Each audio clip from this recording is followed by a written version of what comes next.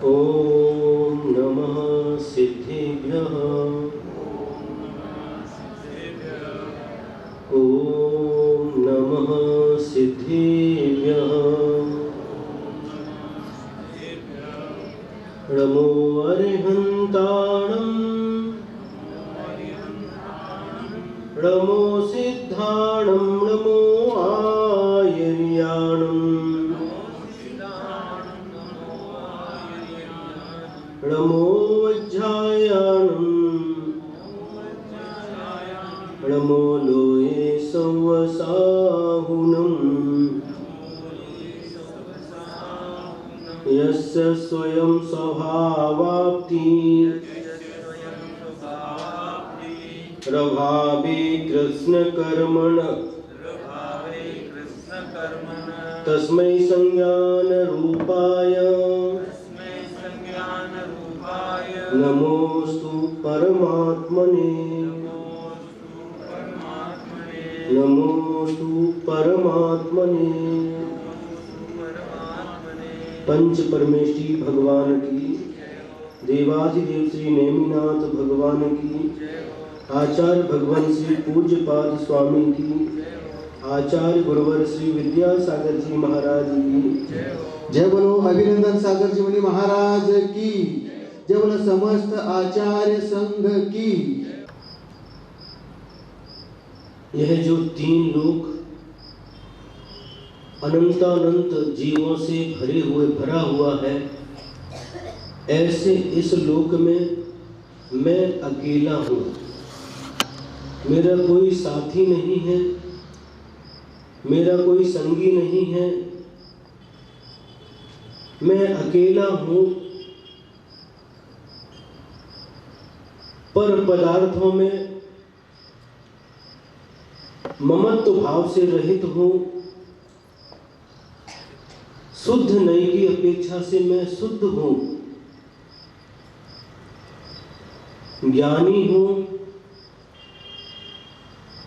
और बड़े बड़े योगियों के द्वारा मैं जानने योग्य हूँ। और जितने भी संयोग से उत्पन्न हुए भाव हैं,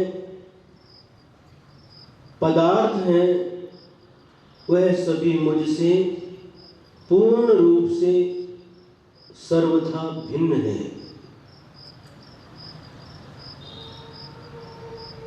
ये कहा गया था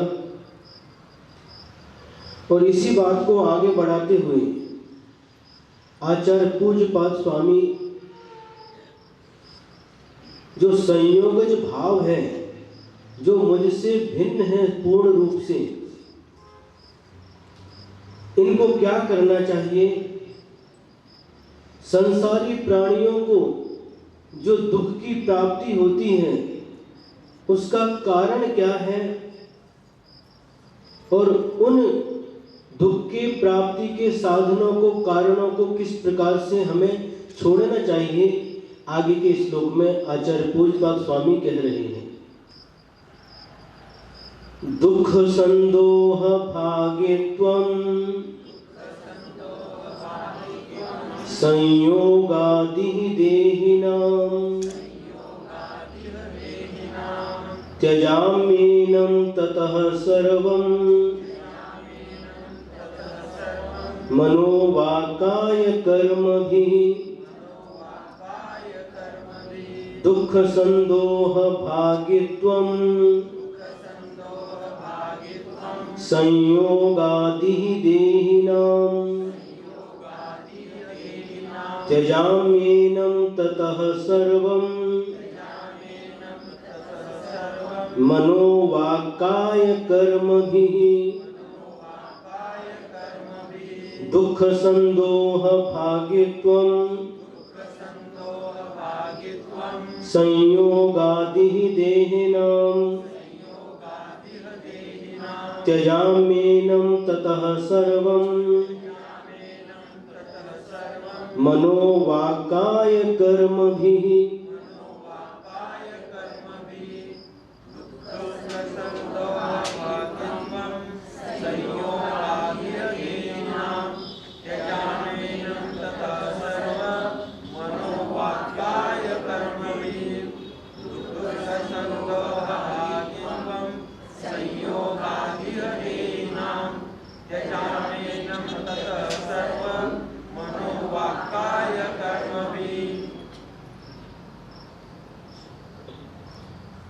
दुख संदोह भागित्वम। दुख में कितने अंतर हैं, कितने अक्षर हैं? 2। सुख में कितने अक्षर हैं? 2। ख पीछे रखा हुआ है, उसके आगे दू और सु, इतना ही अंतर है। यहां पर अक्षर की बात चल रही है। दुख में 2 अक्षर हैं और संदोह में 3। 2 और 3 5। भागित्वम, कितने अक्षर हैं भागित्वम में? 3। 5 और 3 8। 8 अक्षर का पहला चरण हुआ। संयोगादिह देहि नाम। संयोगादिह कितने अक्षर? 5। देहि नाम 3। 5 और 3 8 अक्षर का यह द्वितीय चरण हुआ। त्यजामेनम, कितने अक्षर हैं? 4। ततः 2। 4 और 2 6।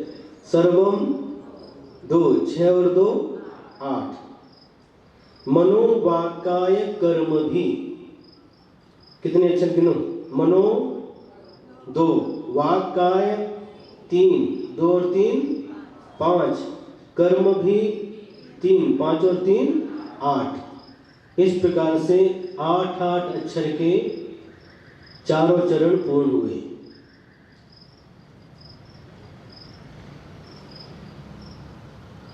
अर्थ देखते हैं। इह अर्थात इस संसार में, देहि नाम, देह यानी शरीर होता है। देह का अर्थ क्या है? शरीर। और देहिन का अर्थ क्या है? जिसने शरीर को धारण किया है। किसने शरीर को धारण किया है? जीव ने, आत्मा ने। तो देहिन का अर्थ आत्मा है, जीव है। और इसका बहुवचन बनाया देहि नाम, षष्ठी का बहुवचन। इस संसार में संसारी जीवों को संयोगात, संयोग के कारण से, दुख संदोह, दुख तो आपको मालूम है, संदोह का अर्थ होता है समूह, दुखों का समूह। भागित्वम, उसका भागीदार बनना पड़ता है। इस संसार में संसारी प्राणियों को संयोग के कारण से ही दुखों के समूह का भागीदार बनना पड़ता है। समूह, एक नहीं का एक दुख नहीं, बहुत सारे दुखों का समूह, उसका भागीदार बनना पड़ता है। ततः किसके कारण से बनना पड़ता है? संयोग के कारण से। आचार्य महोदय हम लोगों को बहुत करुणा भाव से समझा रहे हैं, बहुत प्यार से समझा रहे हैं। जैसे माँ अपने छोटे बेटे को बहुत प्रेम से, स्नेह से समझाती है, उसी प्रकार से आचार्य महाराज हम लोगों के लिए बहुत प्रेम से शिक्षा दे रहे हैं, समझा रहे हैं। क्या कह रहे? ततः ये संयोग ही हमारे लिए दुखों के समूह को आमंत्रण देने वाला है। इसलिए एनम सर्वम, इन सभी को मतलब इन सभी संयोगों को, मनोवाकाय कर्म भी, मनो यानी मन से, वाक यानी वचन से, काय यानी शरीर से, और कर्म भी क्रिया से भी त्यजामि, छोड़ता हूं। किसको छोड़ता हूं? जो जोड़ा है उसको ही छोड़ता हूं।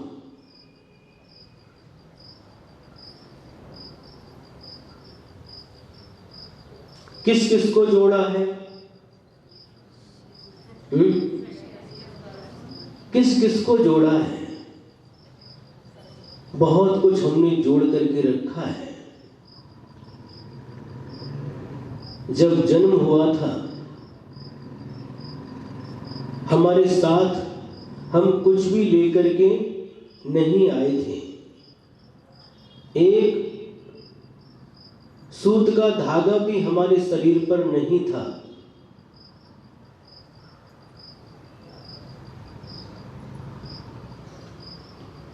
कुछ भी हमारे साथ में नहीं था जब हमने मां के पेट से जन्म लिया था।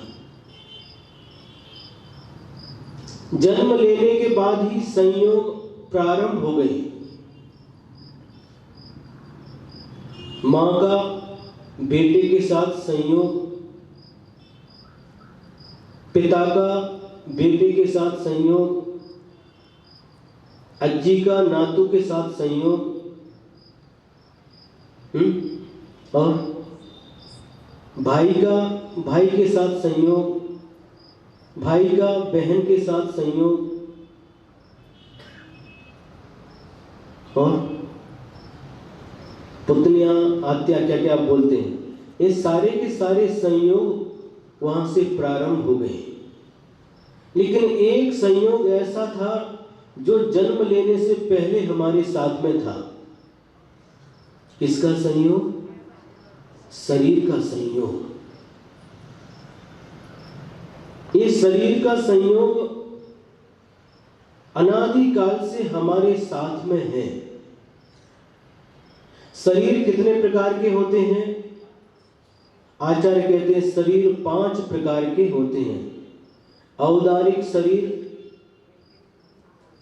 वैक्रिक शरीर, आहारक शरीर, तेजस शरीर और 5वां कार्मण शरीर। ये 5 प्रकार के शरीर हुआ करते हैं। औदारिक शरीर हम सभी का जो शरीर है वह औदारिक शरीर है। एक इंद्रिय से लेकर के पंचेंद्रिय तक जितने भी त्रियंच प्राणी हैं, एक इंद्रिय से लेकर पंचेंद्रिय तक के जितने भी त्रियंच गति के जीव हैं, उन सभी का शरीर औदारिक है। सभी मनुष्यों का शरीर औदारिक है। इसको औदारिक शरीर कहते हैं। और जितने भी देव हैं, देव कितने प्रकार के होते हैं? 8 प्रकार के। क्यों अमोल, देव कितने प्रकार के होते हैं? 4 प्रकार के। पक्का? देव 4 प्रकार के होते हैं। देवास चतुर्निकायाः, भवनवासी, व्यंतर, ज्योतिषी और वैमानिक के भेद से देव 4 प्रकार के होते हैं। तो ये चारों प्रकार के देवों का जो शरीर है वह वैक्रिक शरीर कहलाता है। बहुत सारी उनके पास में सुविधाएं रहती हैं। उस वैक्रिक शरीर के साथ में अणु के समान छोटा कर सकते हैं, पर्वत के समान बड़ा कर सकते हैं, हल्का कर सकते हैं, भारी कर सकते हैं। बहुत सारी उनकी 8 प्रकार की रिद्धियां होती हैं। एक वैक्रिक शरीर कहलाता है। तो जितने भी देव हैं 4 प्रकार के, और जितने भी नारकी हैं, उन सभी का शरीर वैक्रिक शरीर होता है। और तीसरा शरीर कौन सा होता है? आहारक शरीर। ये आहारक शरीर किन्हीं किन्हीं मुनि महाराज को प्राप्त होता है। सिर्फ मुनि महाराज को ही प्राप्त होता है, सभी मुनि महाराज को नहीं, किंतु विशेष रिद्धिधारी मुनि महाराज को ही यह आहारक शरीर की उपलब्धि होती है। आहारक शरीर किसे कहते हैं और यह उत्पन्न क्यों होता है? तो जो मुनिराज जब कभी उनके मन में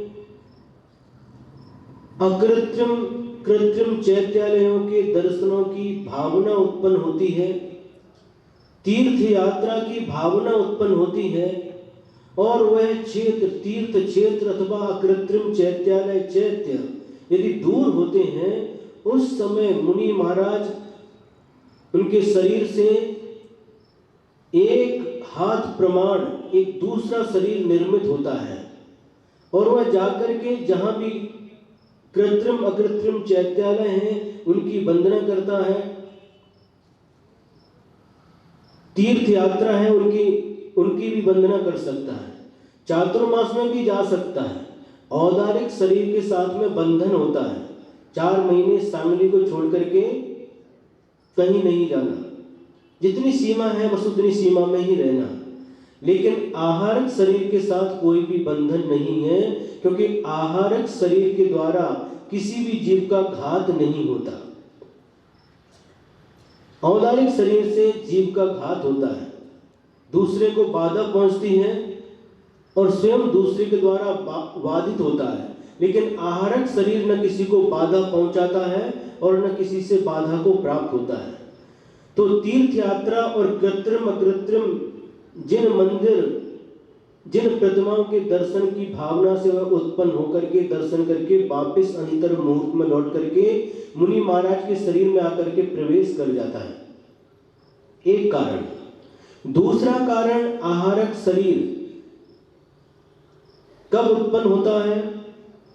तो जब आहारक रिद्धिधारी मुनि महाराज के मन में आगम संबंधी शास्त्र संबंधी कोई शंका उत्पन्न होती है, कोई जिज्ञासा उत्पन्न होती है, कोई प्रश्न उत्पन्न होता है, और उस समय जिस क्षेत्र में ये मुनिराज हैं वहां पर केवली तीर्थंकर शुद्ध केवली इत्यादि का अभाव पाया जाता है, तो उस समय उस शंका के निवारण के लिए मुनि महाराज के शरीर से वह आहारक शरीर उत्पन्न होकर के जहां साक्षात केवली भगवान विराजमान है उनके पास जाकर के उस शंका का समाधान प्राप्त करके वापस मुनि महाराज के पास में आ जाता है।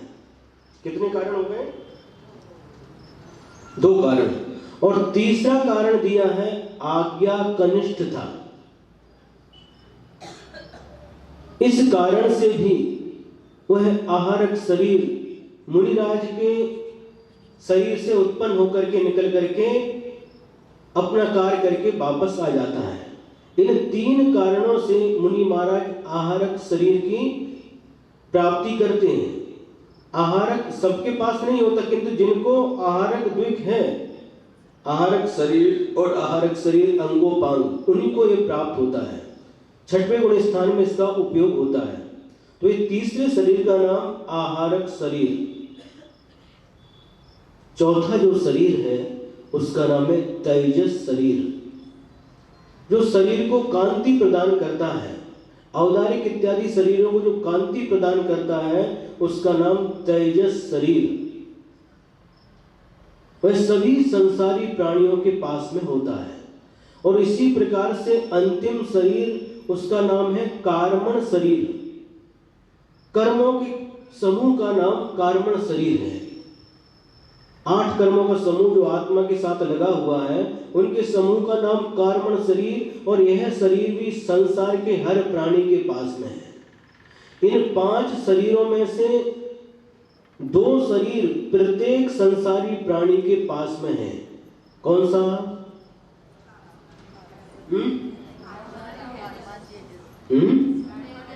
तेजस और कार्मण। अनादि संबंधे च, तत्वार्थ सूत्र में लिखा है इन 2 शरीरों का आत्मा के साथ अनादि काल से संबंध है। अनादि काल से एक समय के लिए भी ये तेजस और कार्मण 2 प्रकार के शरीर हमारी आत्मा से एक समय के लिए भी जुदा नहीं हुए।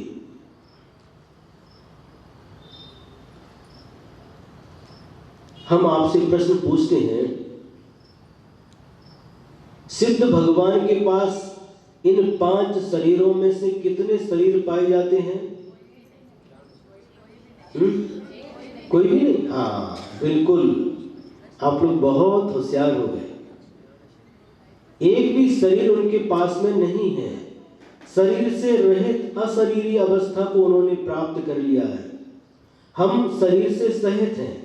हम सभी के पास में 3 शरीर अभी वर्तमान में विद्यमान है। औदारिक शरीर जो आंखों से दिखाई दे रहा है, और अंदर तेजस और कार्मण शरीर, ये 3 शरीर हमारे पास में है। वैकृत शरीर वालों के पास भी, देवों के पास और नारकी के पास भी 3 शरीर हैं। एक साथ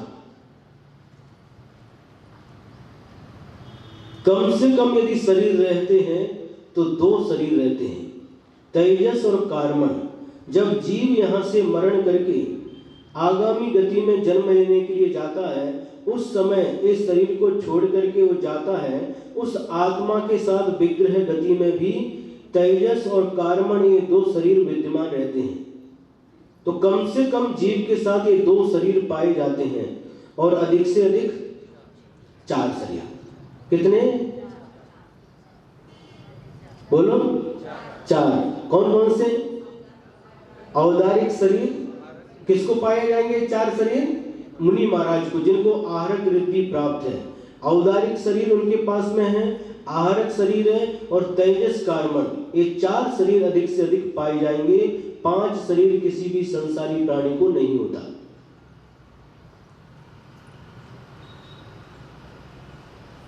विषय कठिन तो नहीं हो रहा है? ठीक है। तो ये शरीर के साथ में हमारा संबंध अनादि काल से है। तेजस और कार्मण शरीर के साथ अनादि काल का हमारा संबंध है, और बाकी जो शरीर है उनके साथ संबंध होता है और छूट जाता है।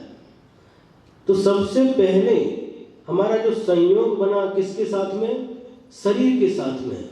और सबसे बड़ा हमारे दुखों का कारण, दुखों के दुख संदोह भागित्वम, हमारी आत्मा को यदि दुखों के समूह का भागीदार बनाता है तो ये शरीर ही है।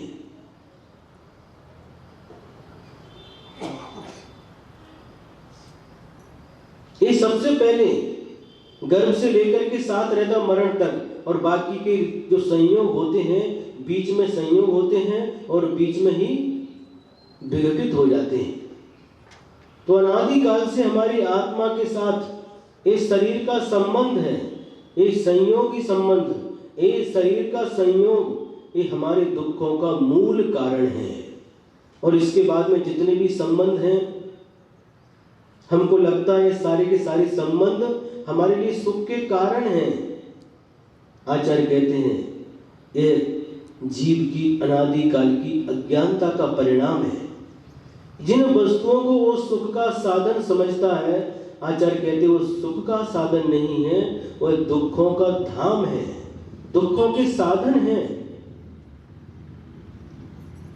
जितनी भी वस्तु देख लो आप, जितनी भी वस्तुओं का संयोग हुआ है, वह सब हमारे दुख के लिए साधन है।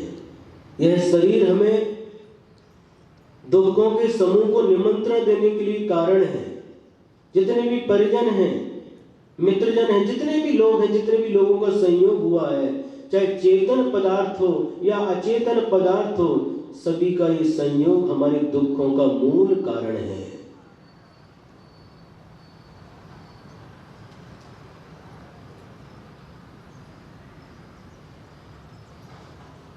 मां ने बेटे को जन्म दिया,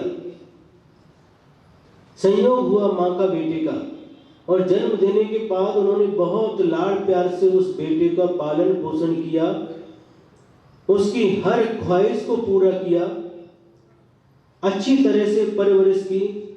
और उसके बाद भी जब बेटा बड़ा होकर के मां से मुख को मोड़ लेता है, कब मोड़ता है मुख को मां से? क्या आप लोगों को सबको मालूम है? शादी के बाद, शादी के बाद जो मां से प्यार करता था, बाद में उनसे मुख मोड़ लेता, उस समय मां को दुख होता है। दुख का कारण क्या बना? वह बेटा, उसका संयोग, उसके प्रति जो ममत्व भाव,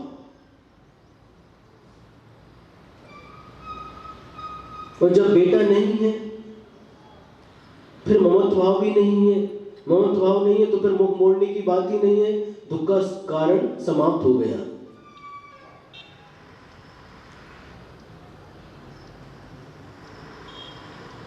जितने भी चेतन पदार्थ हैं और जितने भी अचेतन पदार्थ हैं, इनका संयोग हमारी आत्मा के लिए दुखों के समूह को भुलाने लगा।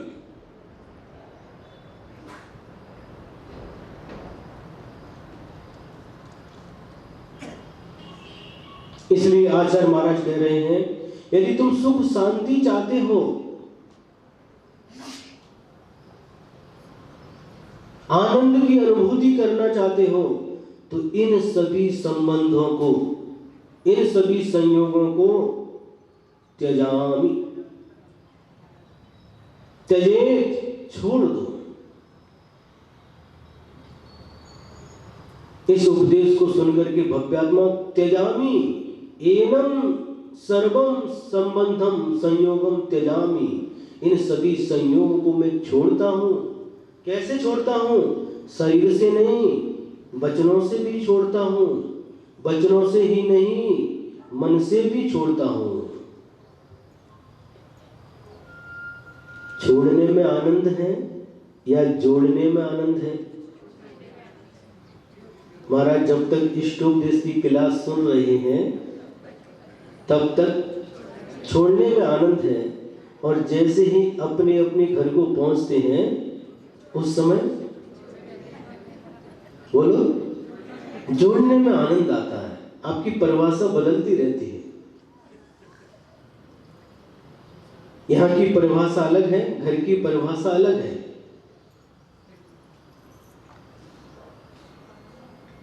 क्या करते हैं आपने, क्या किया?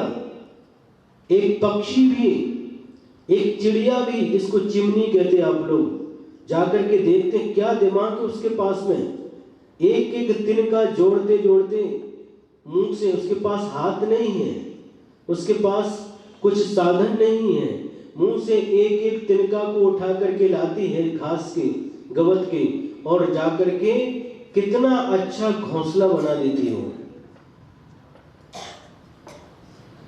शायद वो जो कॉलेज है, बालचंद कॉलेज, इंजीनियरिंग कॉलेज, उसमें शायद उस चिमनी ने भी शिक्षा प्राप्त की होगी।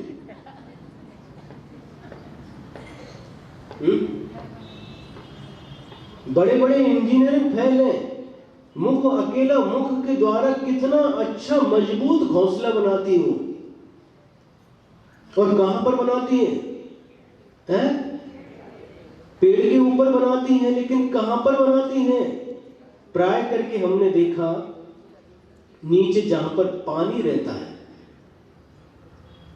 एलोरा में देखते थे, ये चीजें आपको देखने को नहीं मिलेंगी। आपको पिंजरे के अंदर पक्षी देखने को मिलेंगे या आकाश में उड़ती हुई देखने को मिलेंगी। हमें जो प्रकृति के साथ रहने के बाद बहुत सारी चीजें जो देखने को मिलती हैं वो आपको नहीं मिल सकती। या तो आपको जू में मिलेंगी, जू, चिड़ियाघर में। अब वहां पर जाकर एलोरा में भी देखते थे, पहले ध्यान नहीं दिया, जब बार बार एक चीज देखने को आने लगी फिर ध्यान गया। देखो कहां पर, जहां पर नीचे गड्ढा है, खाई है, पानी है, ऐसे स्थान पर अपना घोंसला बनाती है। वह समझदार है। ये मानव, ये मनुष्य, ये बड़ा धोखेबाज है, कब आकर के धोखा देगा पता नहीं। इसलिए ऐसे स्थान पर अपना घर बनाना चाहिए जहां पर ये मनुष्य पहुंच न सके।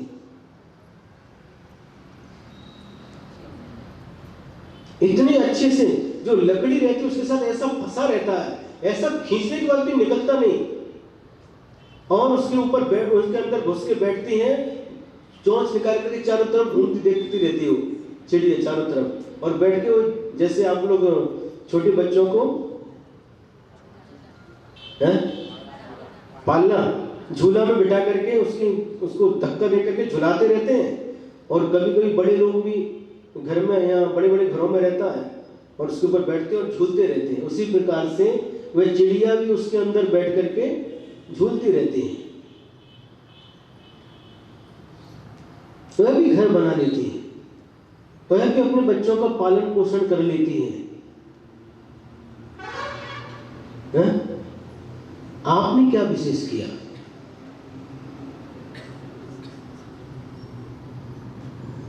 वो पक्षी भी अपने लिए घर बना लेता है, आप भी घर बना रहे हैं। बात समझ में आ रही कि नहीं? उन दोनों में अंतर क्या है? रहने की व्यवस्था सब करते, सब कर लेते, अपने जीवन अपने अपने प्रकार से सभी जीते हैं। अंतर क्या है? यही दुख का कारण है। ये संयोगी भाव है, संयोग से प्राप्त हुए हैं और एक न एक दिन इनका वियोग नियम से होगा। ये सिद्धांत है, ये अकाट्य सत्य है। लेकिन इस सत्य को हम जानते हुए भी, इस सत्य को हम देखते हुए भी इस स्वीकार नहीं कर पाते।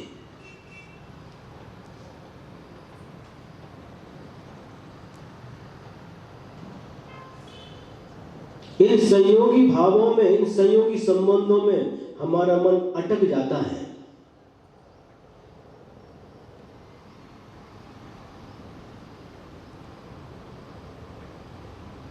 और ऐसे हम अनादिकाल से ऐसे पर पदार्थों का संचय करते रहते हैं, जोड़ते रहते हैं और उससे अपने आप को समृद्ध समझते हैं।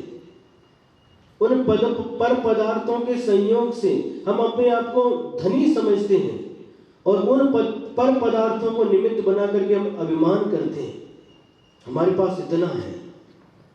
आचार्य कहते हैं तुम्हारा अभिमान झूठा है,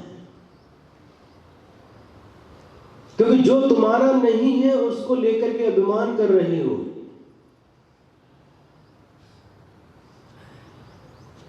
ये सब जोड़ करके रखा। आचार्य कहते हैं ये आपने जोड़ा है, ये सत्य है, लेकिन एक दिन इसको छोड़ करके जाओगे, ये उससे बड़ा सत्य है। और उसमें से जो जोड़ा है, एक रत्ती मात्र भी आप यहां से नहीं ले जा सकोगे, यह भी परम सत्य है।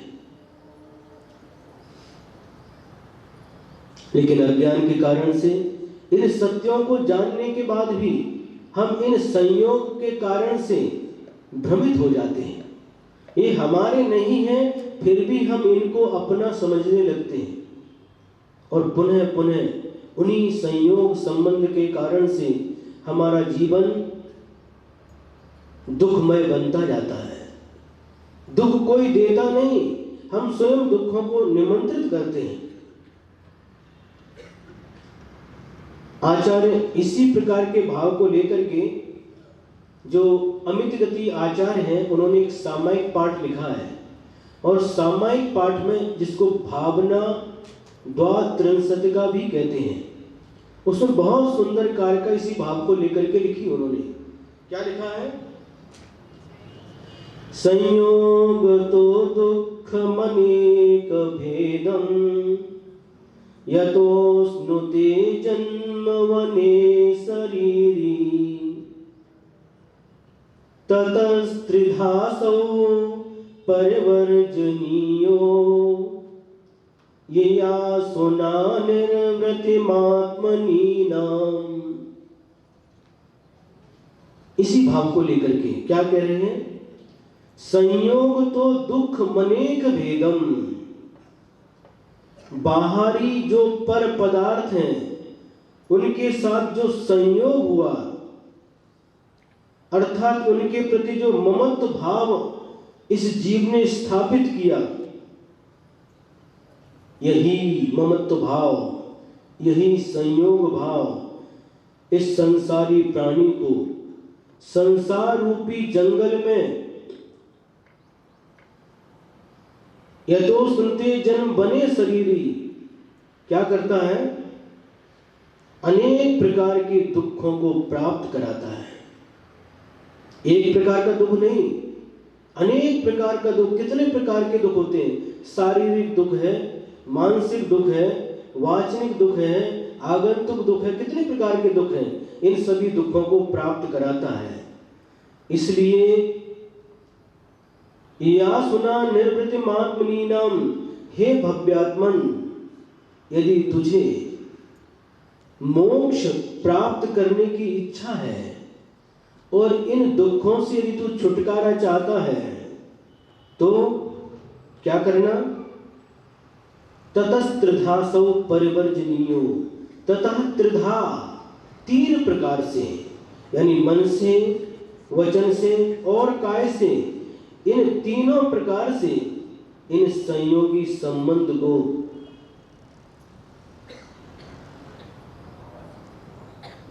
और इनके प्रति जो ममत्व भाव है इसको परिवर्जनीय छोड़ दो।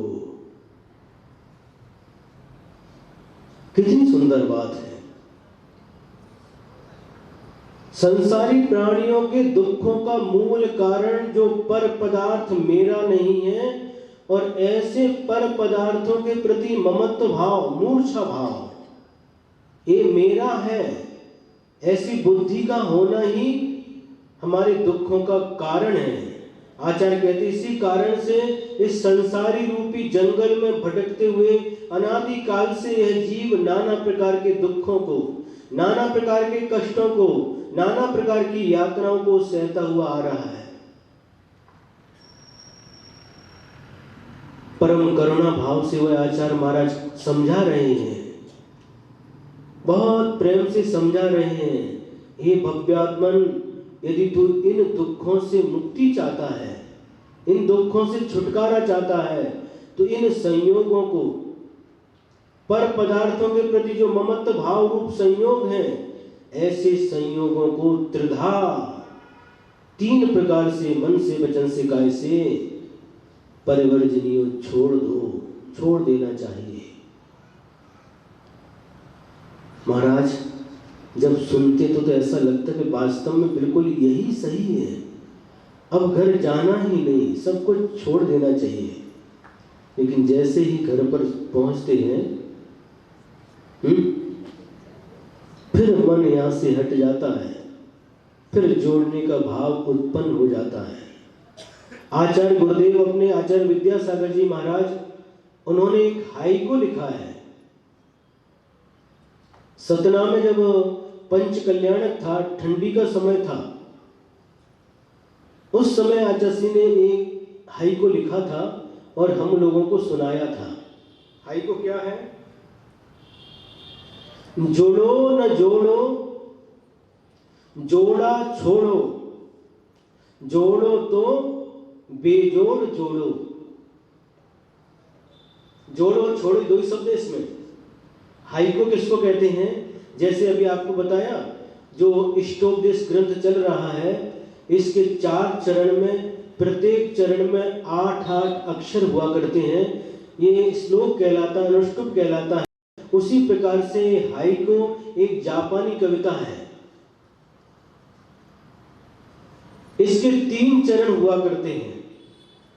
पहले चरण में 5 अक्षर, दूसरे चरण में 7 अक्षर और तीसरे चरण में पुनः 5 अक्षर। इस प्रकार से 5, 7, 5, 17 अक्षरों का एक हाइकू हुआ करता है। तो गुरुदेव ने लिखा, देखो एक बार इसमें भी देखते हैं। जोड़ो न जोड़ो, जोड़ो न जोड़ो, कितने अक्षर हो गए? 5। जोड़ो तो नहीं, जोड़ो न जोड़ो, जोड़ा छोड़ो, जोड़ा छोड़ो, कितने अक्षर हो गए? कितने अक्षर बोलो अमोल? 4। जोड़ा छोड़ो, जोड़ो तो 3, जोड़ा छोड़ो, जोड़ो तो कितने हो गए? 7। ये दूसरा चरण हो गया। बेजोड़ जोड़ो, बेजोड़ में कितने अक्षर? 3, जोड़ों में 2, 5, पुनः 5 अक्षर का तृतीय चरण हुआ। बहुत रहस्य भरा हुआ इसमें। जुड़ो न जोड़ो, न किसी से जुड़ो न किसी को जोड़ो।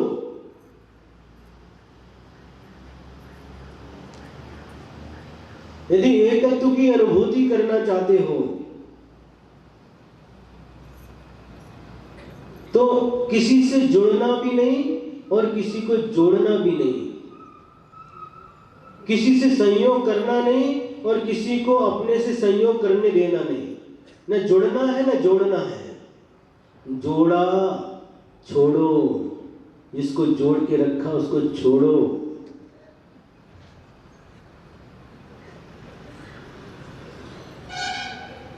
क्या? जिसको जोड़ कर रखा है उसको छोड़ो। कहां पर छोड़ो?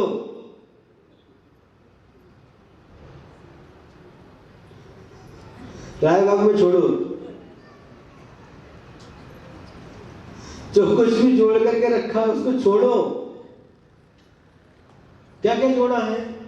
संयोग से क्या क्या जोड़ा? धन, दौलत, बीवी, बच्चे, जिन जिन को जोड़ा उनको छोड़ो। जोड़ा छोड़ो, जोड़ो तो यदि जोड़ना ही है बेजोड़ जोड़ो। ऐसा जोड़ो जो आज तक नहीं जोड़ा। आज तक एक कंकड़ पत्थर इकट्ठे करके रखे हैं और इनको इकट्ठा करने से अपने आप को बहुत, क्या मेरे समान कोई दूसरा नहीं है, उनको देख करके अभिमान कर रहे हैं। आचार्य महाराज कह रहे हैं यहाँ पर, जोड़ो तो बेजोड़ जोड़ो, ऐसा जोड़ो जो आज तक नहीं जोड़ा। क्या जोड़ो? सम्यक दर्शन को जोड़ो, सम्यक ज्ञान को जोड़ो, सम्यक चारित्र को जोड़ो, सम्यक तप को जोड़ो, अपनी आत्मा के साथ इनको जोड़ो। और जो मिथ्यात्व, मिथ्या ज्ञान, मिथ्या चारित्र जोड़ करके रखा नादिकाल से, इसको छोड़ दो। कैसे छोड़ना है? मन से भी छोड़ना, वचन से भी छोड़ना और काय से भी छोड़ना। सिर्फ काय से छोड़ दिया, छोड़ करके आ गए, और मन रायबाग में ना तो कोई छोड़ना नहीं। तीनों प्रकार से छोड़ना पड़ेगा। मन से भी छोड़ना, वचन से भी छोड़ना और काय से भी छोड़ना। एक बहुत विशेष बात है, आपके सामने रखते हैं, याद आ गई समय पर। आज हमको सुनने में आया है, आज नवमी है, कल दशहरा है और आज नवमी है। इस नवमी के आगे खंडे जोड़ देते हैं, खंडे नवमी, बराबर है ना? खंडे नवमी है। और आज के दिन सुनो, शस्त्र की पूजा होती है। सुनो, ये मसूद की क्या इधर उधर क्या बात कर रहे हैं, हम सुना रहे, इसको सुनो। आज के दिन क्या होता है? शस्त्रों की पूजा होती है। जो सेतकरी लोग होते हैं वो क्या करते हैं? खेत में जाकर के एक बिछाते हैं। क्या बिछाते हैं? क्या बोलते हैं उसको? दरी,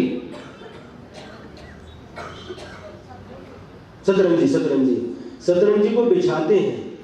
और जितने भी खेती के औजार हैं, खुरपा है, टिकाव है, खोरा है, पार है,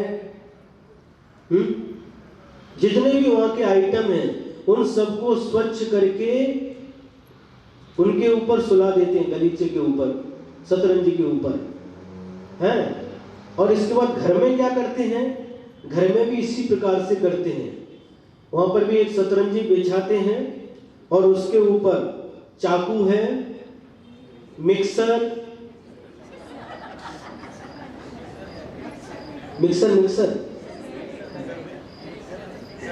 है, कैंची, कुलुप है, और क्या क्या होता है? जो होता है, क्या क्या होता है वहां के आपको मालूम है। और सबको स्वच्छ करके घर में गलीचे पर सुलाते हैं, उधर खेत में सुलाते हैं और यहाँ पर सुलाते हैं।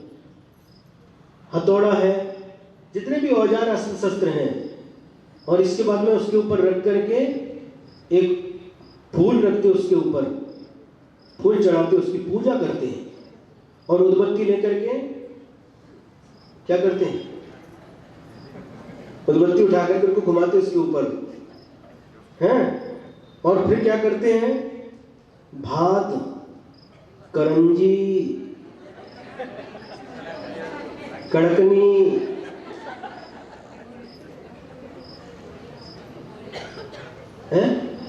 पूरण पोली, जो भी बनाया वो सब लेकर के उनके पास में रखते हैं। खेत में भी यही करते हैं, यहाँ यही करते हैं। और जितने भी क्या, और इसके अलावा क्या, कूलर है, फ्रिज है, वहां पर भी उद्बत्ती लेकर के घुमाते हैं। 2 व्हीलर है, उसको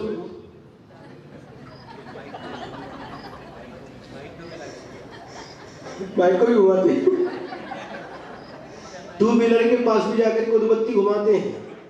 फोर व्हीलर है तो फोर व्हीलर के पास भी घुमाते हैं। किसी के पास साइकिल है तो साइकिल के पास भी घुमाते हैं, मोबाइल के पास भी घुमाते हैं, टीवी के पास भी घुमाते हैं,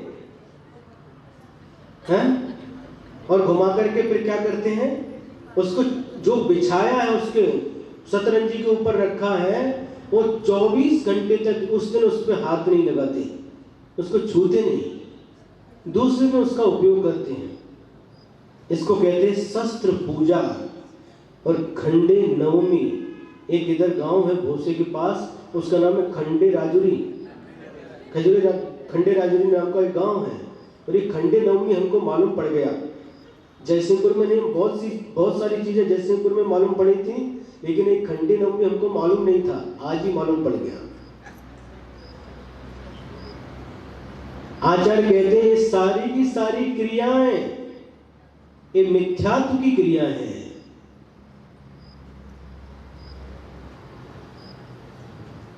मिथ्यात्व को पोषण करने वाली क्रियाएं हैं।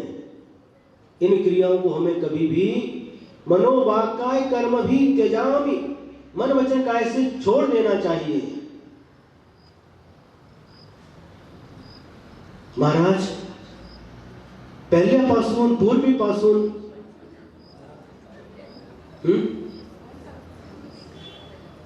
आपको मालूम नहीं, आप नहीं करते तो आपको लगता कोई भी नहीं करता, बहुत सारे लोग करते, हमको मालूम पड़ा है, बराबर है कि नहीं है? हाँ, तो ये जितनी भी क्रिया हैं, शस्त्र पूजा, अस्त्र पूजा, उदबत्ती और फूल के, सब बिल्कुल मिथ्यात्व की क्रियाएं हैं। प्रतिदिन जब दुकान पर जाते हैं और दुकान खोलने के पहले पैर पड़ते दुकान पे, पड़ते हैं, ये मिथ्यात्व की क्रिया है।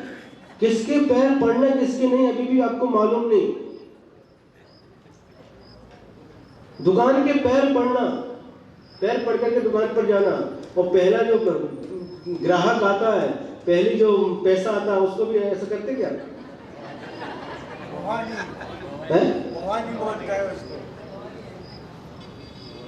करते क्या? बौनी ऐसा करते, पैसा लेकर के उसको रखते हैं। ऐसा नहीं करना, यदि करना तो हमसे पूछो, हम बताते क्या करना। जो पहला ग्राहक आए और पहला जो जितनी बिक्री हुई पहली, उसको अलग रखना, उसको दान करना।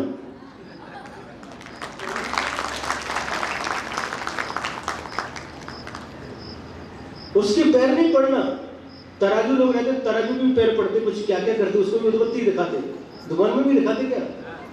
दुकान में भी जाते, खरा सांगा मोल, खोटा बोला ही नहीं, उदबत्ती दिखाते उधर भी दुकान में। किसको?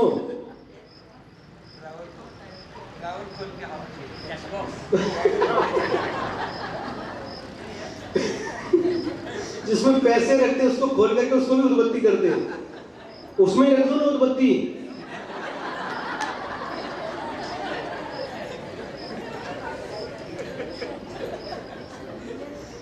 महाराज उसमें रखेंगे तो 500, 1000, 2000 के सब जल करके उसमें राख बन जाएगी। पैसे को करना, तराजू को करना, इधर करना उधर करना, सब मिथ्यात्व की क्रिया है। यदि करना ही है तो हमने बता दिया आपको, पहली जो बिक्री, जितनी भी बिक्री होने दो, 100 रुपए का है तो 100 रुपए का दान, 1000 का है तो 1000 का, जितनी पहली बिक्री होगी उसको हम दान करेंगे। और इसके अलावा यदि कुछ करना है तो दुकान खोलने के बाद दुकान पर भी एक जपमाला रखो, 108 बार नमोकार मंत्र की जाप करो, बस, इससे आगे कुछ भी करना नहीं।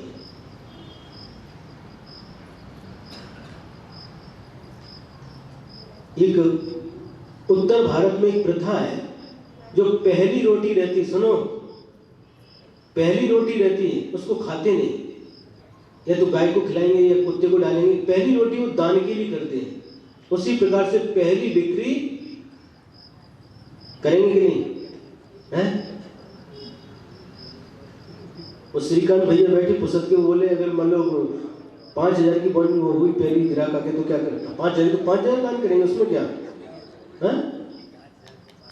करेंगे कि नहीं? अमूल का नियम आज से पक्का।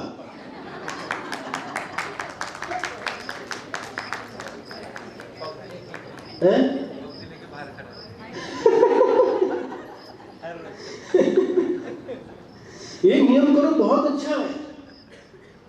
निर्वाणी आज फुर्सत मिल गई पैसे से, शस्त्र की पूजा करके आए हैं, हड़द गुड़ हड़द की पूजा नहीं करते, फिर कैसे फुर्सत मिल गई आज? हमको लगा पर्यूषण पर पूरा हो गया, निर्वाणी को भी निर्वाण की प्राप्ति हो गई क्या?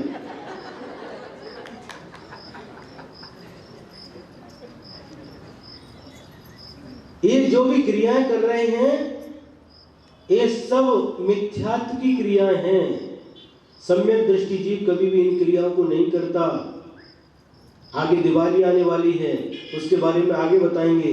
आज कल दशहरा है, आज खंडेराज क्या खंडे नवमी, अब कल दशहरा है। दशहरा को भी क्या क्या होता आपको बताते हैं। एक आपटा का झाड़ होता है और आपटा के झाड़ की एक फांदी तोड़ करके लाते हैं, फांदी, और उसको ला करके मंदिर में रख करके मान स्तंभ के पास उसकी भी पूजा करते हैं। और पूजा करने के बाद उसके पत्ते तोड़ते हैं। सुनो, उसके पत्तों को तोड़ते हैं और पत्तों को तोड़कर सबसे पहले भगवान के पास में रखते हैं और इसके बाद में एक दूसरे को देते पत्ते। तो छोटा रहता बड़े को देकर के पैर पड़ता है, एक दूसरे को वो पत्ते देते हैं और क्या कहते हैं, ये सोना, उसको सोना बोलते हैं। और देते समय सोना घ्या सोना सार के रहा, वाह, रहा ना, सोना घ्या यानी सोना सार के रहा, ऐसा बोलते हैं। तो बहुत अच्छा, सोना सार के रहे का मतलब क्या है?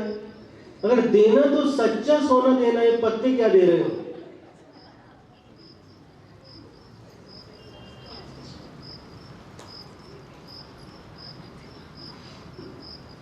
बात समझ में आ रही कि नहीं? यदि सोना ही देना है तो जो आपने अपने पहन करके रखा है, कान में पहना है, नाक में पहना है, हाथ में पहना है, गले में पहना, इसको निकाल करके दो। सोना गया सोना सार के रहा है? कोई देता नहीं। तो जो सोना नहीं उसको सोना लेकर के क्यों दे रहे? एक क्रियाएं भी मिथ्यात्व की पुष्टि करने वाली हैं। इन क्रियाओं से मिथ्यात्व का पोषण होता है। कहीं भी किसी शास्त्रों में हमारी जो चर्या होती है, एक मुनि के लिए चर्या करने के लिए मूलाचार ग्रंथ की रचना की गई, आचार्य भट्टकेर स्वामी ने, और भी ग्रंथ रची गई। श्रावकों की चर्या किस प्रकार की हो, श्रावक क्या करे और क्या नहीं करे, इसका वर्णन करने के लिए श्रावकाचार की रचना हुई। 35 श्रावकाचार आज उपलब्ध हैं, उनमें से मुख्य श्रावकाचार रत्नगढ़ श्रावकाचार। 35 श्रावकाचारों में कहीं भी इस क्रियाओं का वर्णन नहीं है। और ये कहां से चल रहा है?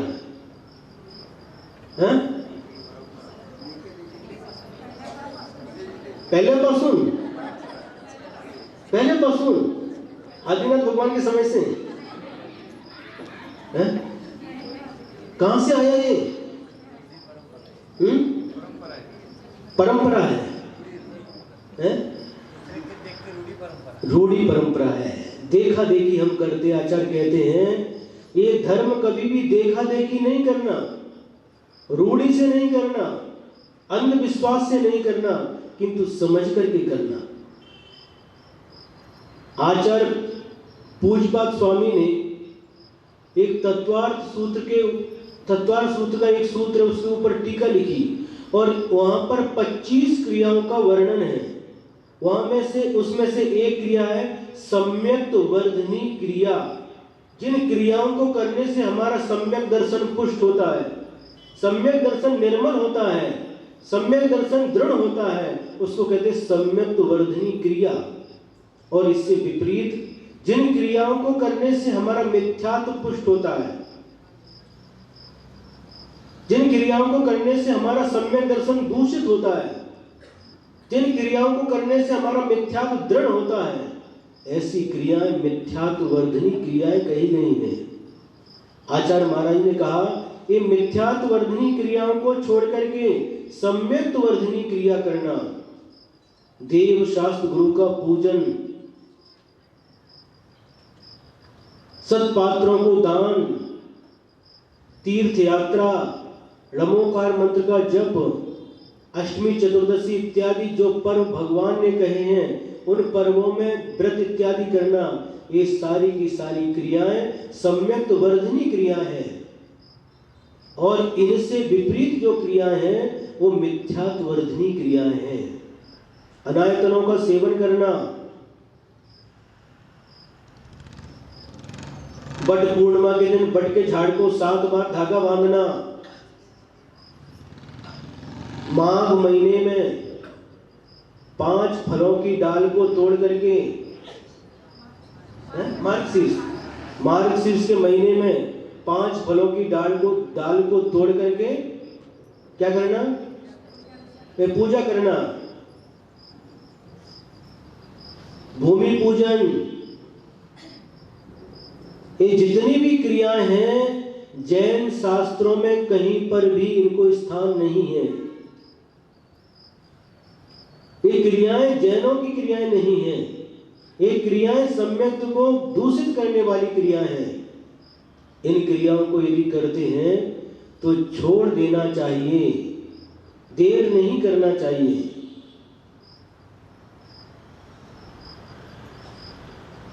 जब किसी को शुगर हो जाती है, साकर बढ़ जाती है, और शुगर पहले पासून खाते आए हैं, अब शुगर बढ़ गई है, और उसके पिताजी आजोबा सब खाते थे, सबको पसंद थी, अब इनको शुगर बढ़ गई, डॉक्टर के पास गए, साकर बढ़ गई, डॉक्टर ने कहा मीठा खाना छोड़ो। अरे हम पहले पासून खाते आए हैं, हमारे पिताजी खाते थे, आजोबा खाते थे, और पिताजी तो साकर फैक्ट्री में काम करते हैं, हम साकर कैसे छोड़ सकते हैं? ऐसा बोलोगे डॉक्टर को? क्यों? पहला पासून, डॉक्टर ने बोला पहला पासून खाते आए।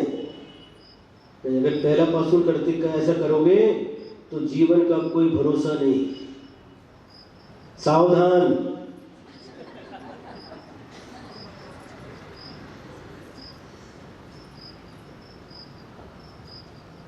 आचार्य कहते हैं, ऐसे मिथ्यात्व की पुष्टि करने वाली क्रियाएं हम अनादिकाल से करते आए हैं।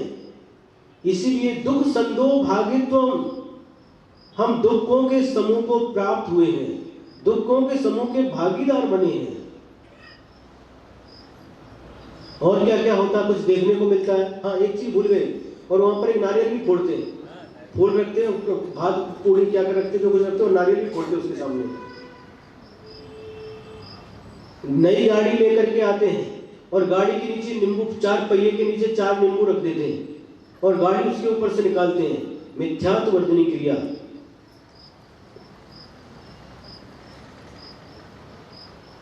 उसको भी उद्वत्ती करते, उसको 4 व्हीलर में भी उद्वत्ती करते हैं,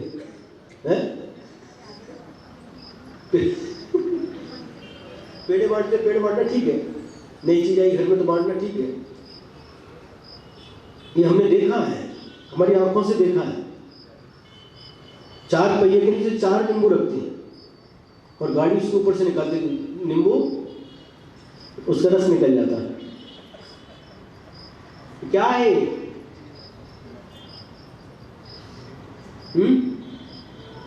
ये मिथ्यात्व वर्धनी क्रियाएं, सारी की सारी क्रियाएं ये मिथ्यात्व वर्धनी क्रिया हैं।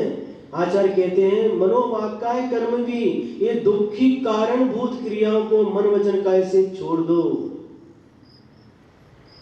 इन्हीं कारण से, इन्हीं मिथ्यात्व के संयोग से हमारी आत्मा अनादिकाल से दुखों का पात्र बना हुआ है।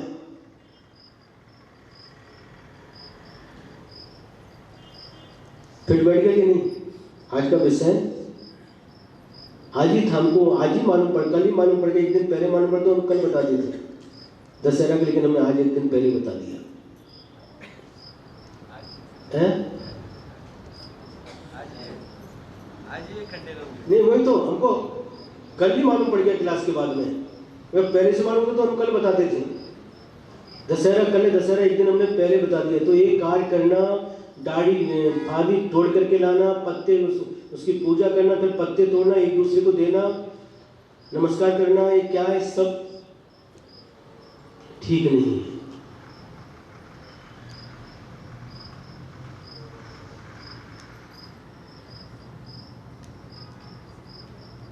अब क्या करोगे अमोल?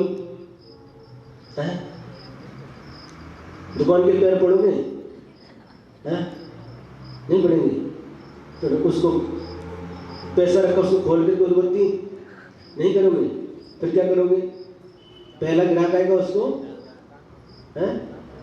पूरा का पूरा का अर्धा पूरा, बहुत अच्छा। इसी प्रकार से अमोल को माध्यम बना के हम सबके लिए कह रहे हैं। पहला जो ग्राहक आता क्या? निर्वाणे। पहली जितनी बिक्री होगी उसको दान।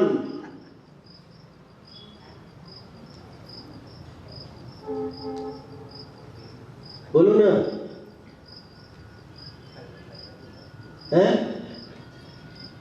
बोलो,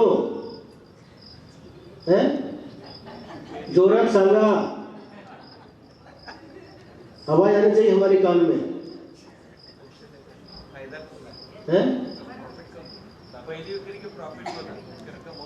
बड़ी रहती क्या? हाँ, फिर ऐसा करो, ठीक है।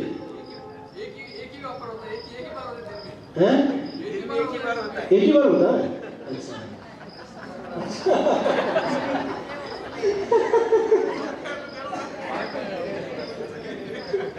देखो, आचार्यों ने दान की 3 विधि बताई है। उत्कृष्ट दान, अपनी इनकम का 25% उत्कृष्ट दान, 16.5% मध्यम दान, और 10% जो इनकम है, बिक्री का नहीं, इनकम का 10% ये जघन्य दान कहा गया है। कौन सा करोगे?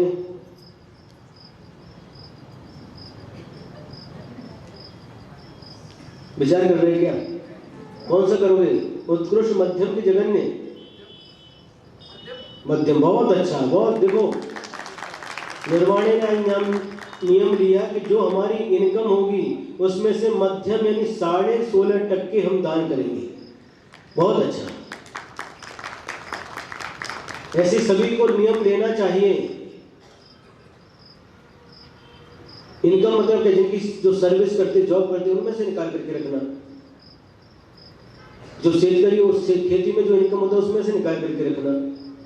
ये बहुत अच्छा कार्य है।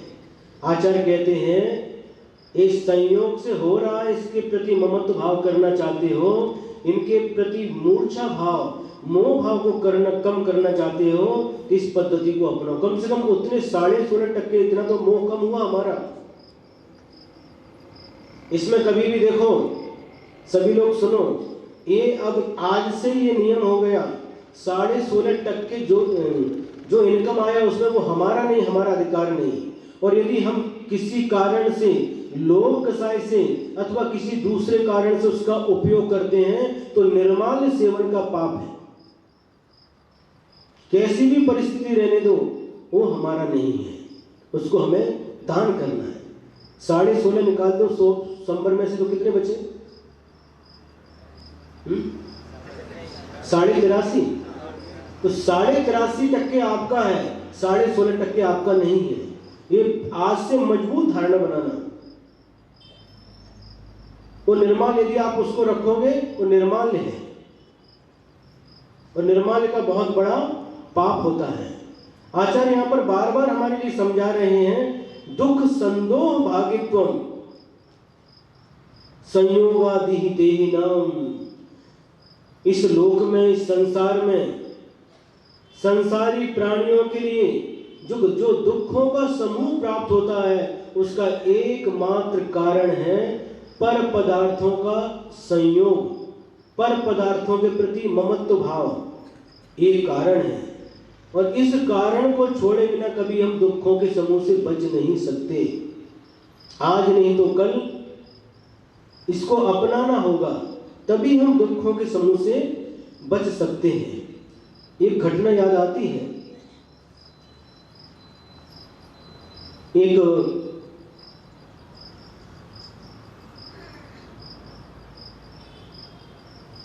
सेठ था, बहुत बड़ा सेठ था,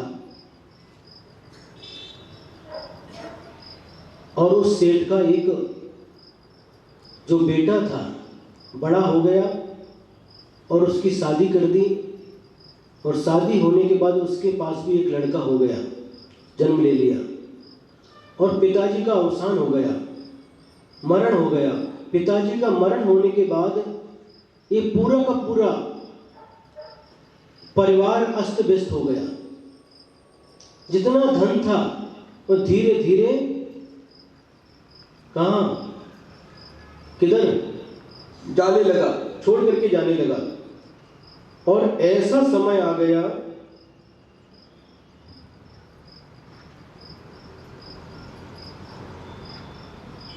कैसा समय आ गया, बहुत तंगी आ गई, सारी की सारी परिस्थिति बिल्कुल प्रतिकूल हो गई।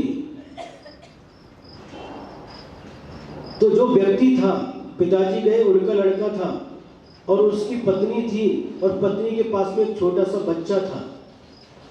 तो उसने मन में बहुत टेंशन आने लगा, क्या करना चाहिए, क्या करना चाहिए, क्या करना चाहिए। और उसने निर्णय ले लिया कि विदेश में जाकर के धन कमाना चाहिए। ये मन में विचार करके जो उसकी पत्नी थी और एक 6 महीने का बेटा था, कितने महीने का, मात्र 6 महीने का बेटा था, उन दोनों को छोड़ करके और उनके लिए उनकी खाने पीने की व्यवस्था करके, सारा प्रबंध करके वह सेठ विदेश के लिए रवाना हो गया। और विदेश में जाकर के एक बड़े सेठ के यहाँ पर नौकरी करने लगा। कुछ ही महीनों में इस व्यक्ति ने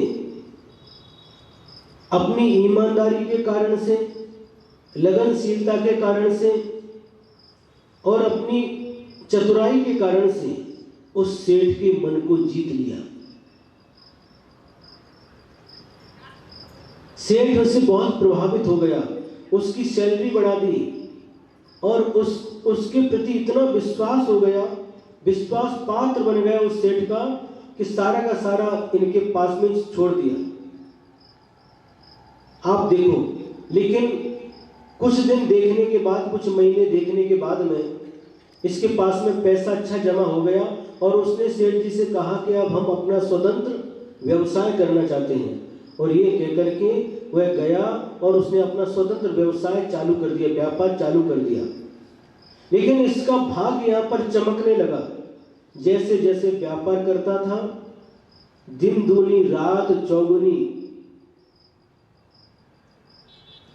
वृद्धि होती जाती थी। चक्रवृद्धि ब्याज के समान इसका धन दिन दूना रात चौगुना बढ़ता गया। अब इस दौरान कई वर्ष बीत गए, घर से पत्नी का पत्र आता था, अब बहुत दिन हो गए, वापस घर आ जाओ। और ये जवाब देता था, अभी काम, बहुत बड़ा काम हुआ है, अभी हम इस काम को छोड़ करके नहीं आ सकते। बार बार पत्र आता था। आजकल तो, पहले मोबाइल नहीं थे, नहीं तो मोबाइल आता था क्या, अभी आज क्या होता है, मोबाइल आता है, बार बार कहाँ हो, किधर हो, क्या। पहले मोबाइल नहीं थे, तार वगैरह भेजते थे, वो पत्र मिलता था, महीनों में जाकर के मिलता था। जलयान जो रहते थे, पानी के जहाज, उससे जाता था, कब, महीने के बाद मिलता था। आज भेजोगे तो अगले महीने मिलेगा। बार बार पत्र आया, लेकिन हर बार यही उत्तर देता था, अभी मैं बहुत व्यस्त हूं, बाद में देखते हैं। और ऐसा करते करते कई महीने बीत गए, कई वर्ष बीत गए और 16 वर्ष हो गए। और लड़का कितने साल का हो गया, 16 का हो गया। ये वो जमाना था, तो 15-16 में शादी करते थे।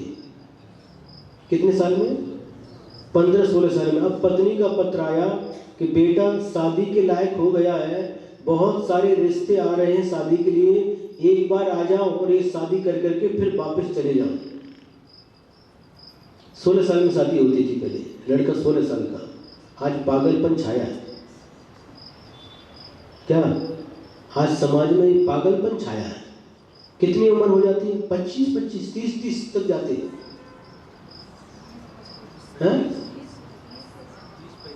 30-35 क्या पागलपन है। इधर इसी लड़कियों की भी स्थिति है।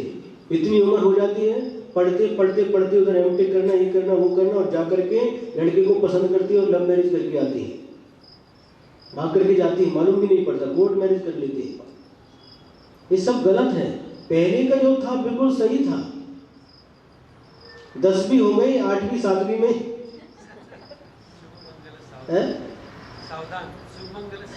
शुभ मंगल सावधान। 7वीं 8वीं हो गई, बहुत से बहुत 10वीं हो गई तो हो गई, और शादी करके देते थे। यही सही था। आज जितने भी समाज में विकृति आ रही है, ये लड़कियां, जैन लड़कियां जैनों के साथ भाग करके जा रही है, उनका मूल कारण यही है, इतनी उम्र तक घर में रखना। आज देखते हैं तो कितना मन पीड़ित होता है। आसपास के गांव दानोली में कितने दिन में 15 लड़कियां भाग करके गई, जैन लड़कियां अजैनों के साथ में। अरे भाग करके जाना तो जैन के साथ तो जाओ कम से कम।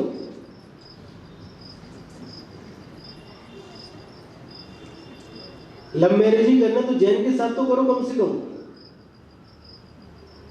एक लव केमिस्ट्री पुस्तक निकली है और पढ़ना चाहिए अपने बच्चों को, बचपन से पढ़ाना चाहिए। क्या क्या परिस्थिति बनी, किसने कैसा, अपनी अपनी उन्होंने हकीकत लिखी है, एक्सपीरियंस लिखे हैं। हमने शादी की तो पहले समझ में, बाद में क्या क्या हुआ, बहुत अच्छे से लिखा गया। पढ़ना चाहिए, बच्चों को पढ़ाना चाहिए, ताकि हमारी कन्याएं हमारे समाज में ही रहें। इस बारे में बहुत गंभीरता से विचार करने की आवश्यकता है। एक मुसलमान लोगों का लव जिहाद चल रहा है, मालूम है आपको कि नहीं, हमें पता नहीं। लव जिहाद, वो लोग आकर के लड़कियों को किसी भी प्रकार से, वो रेट रखा वहां पर। यदि ब्राह्मण लड़की होगी तो 1.5 लाख रुपए, बौद्ध होगी तो इतना रुपए, जैन लड़की होगी तो इतना 2.5 लाख, कितने लाख, हिंदू होगी तो इतने लाख, इतना पैसा आपको मिलेगा। उनका एक ट्रस्ट है, क्या है, जो मुसलमान लड़का इन लड़कियों से शादी करेगा तो उनको इतना मिलेगा। और एक पागलपन चल रहा है। हमारी लड़कियां, हमारी समाज की कन्याएं कुछ पता नहीं, पढ़ने के लिए जाती हैं, पूरा मुंह पैक रहता है, ऊपर नीचे सब पैक करके बांध के जाती, सिर्फ आंखें दिखाई देती, कौन है क्या पता नहीं।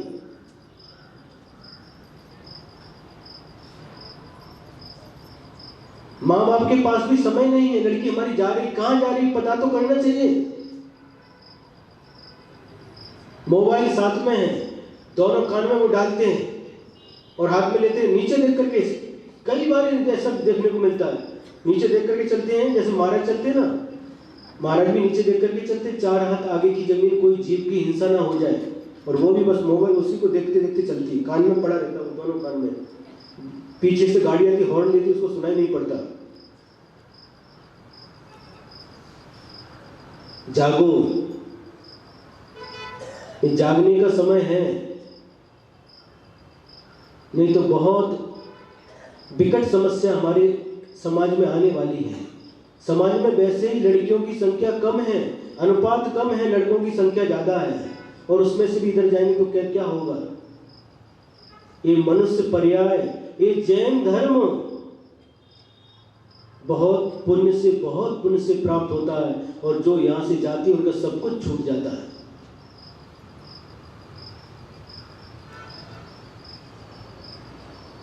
क्या क्या क्या चल रहा है, ड्रेस भी कैसी पहनती है लड़कियां, पैंट पहन करके घूमती है। ये मर्यादा थी पहले हमने अपनी आंखों से देखा है, सुनो, अपनी आंखों से देखा है। जो आजोबा थे पहले, कभी भी कोई महिला, कोई लड़की बाहर चाट पकौड़ी खा नहीं सकती। कुछ खाना है, लेकर के आएगा कोई लड़का, घर का कोई भी सदस्य, घर बैठ करके खाओ।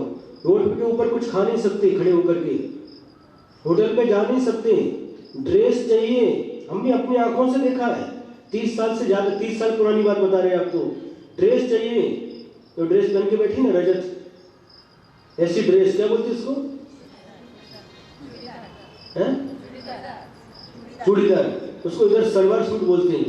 ये ड्रेस चाहिए तो घर के जो बड़े व्यक्ति हैं वो लेकर के जाते थे बाजार में, 8-10 ड्रेस लेकर के आते थे और घर में ला करके रखते थे, देख लो कौन सी चाहिए, पसंद कर लो और उसमें से एक रख लो। बाकी की उनका पैसा दे करके आते थे और वापस करके आते थे।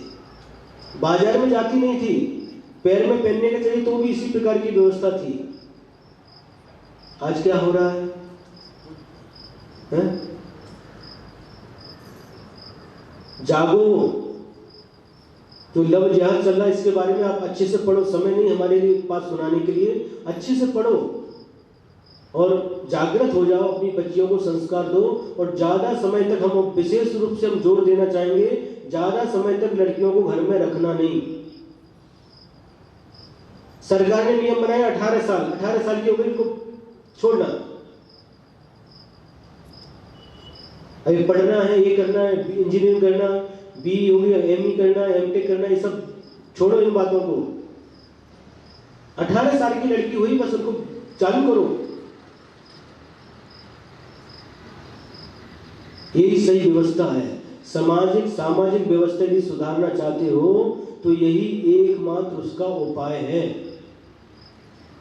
नहीं तो हमारा समाज, उसका भविष्य बहुत अंधकार में जाने वाला है। अब क्या हो गया, उधर से पत्र आया कि 16 साल का बेटा हो गया है और रिश्ते आ रहे हैं। क्यों से है? आपको लगा शायद महाराज जी भूल गए। हम भूले नहीं। घर से पत्नी को पत्र आया कि बेटा 16 साल का हो गया है और रिश्ते आ रहे हैं। बार बार वो लोग रिश्ते जो आते हैं पूछते हैं बेटा का पिता कहाँ है। हमने कहा परदेश में, आओ एक बार कम से उसकी शादी करके फिर वापस जाओ।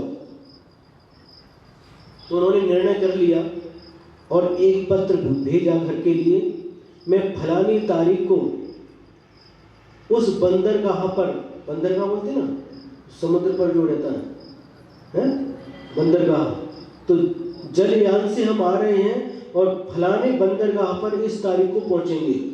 ये पत्र आ गया और बेटे की शादी धूमधाम से करेंगे। पत्नी के पास पत्र आया, पत्नी ने बेटे को भी पढ़ाया, बेटे ने पढ़ा और जेब में रख लिया।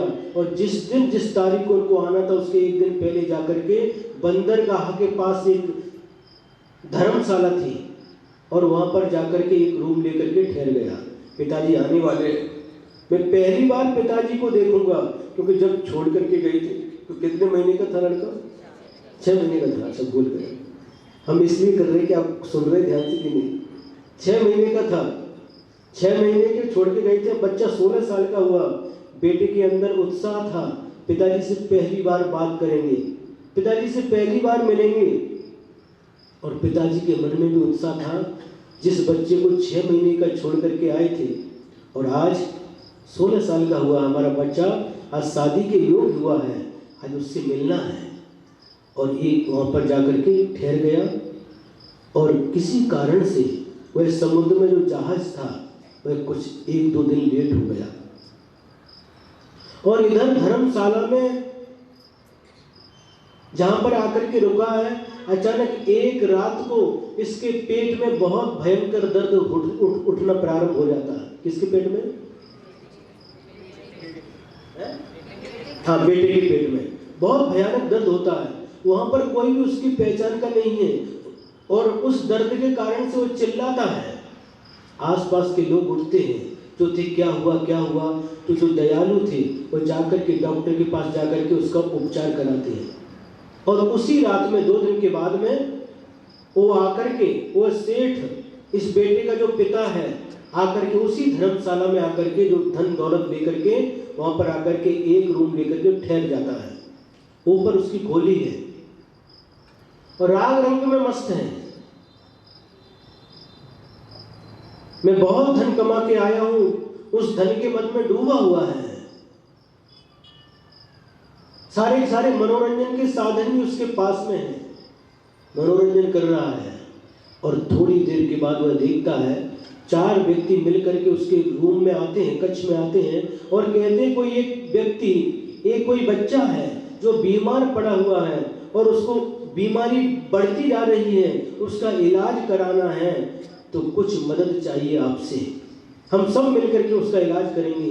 ये धन के मद में इतना चकनाचूर था, उसने कहा अभी जाओ, रंग में भंग मत करो, अभी मैं मनोरंजन कर रहा हूं, मेरे पास समय नहीं इन सब बातों के लिए, आप चले जाओ यहां से।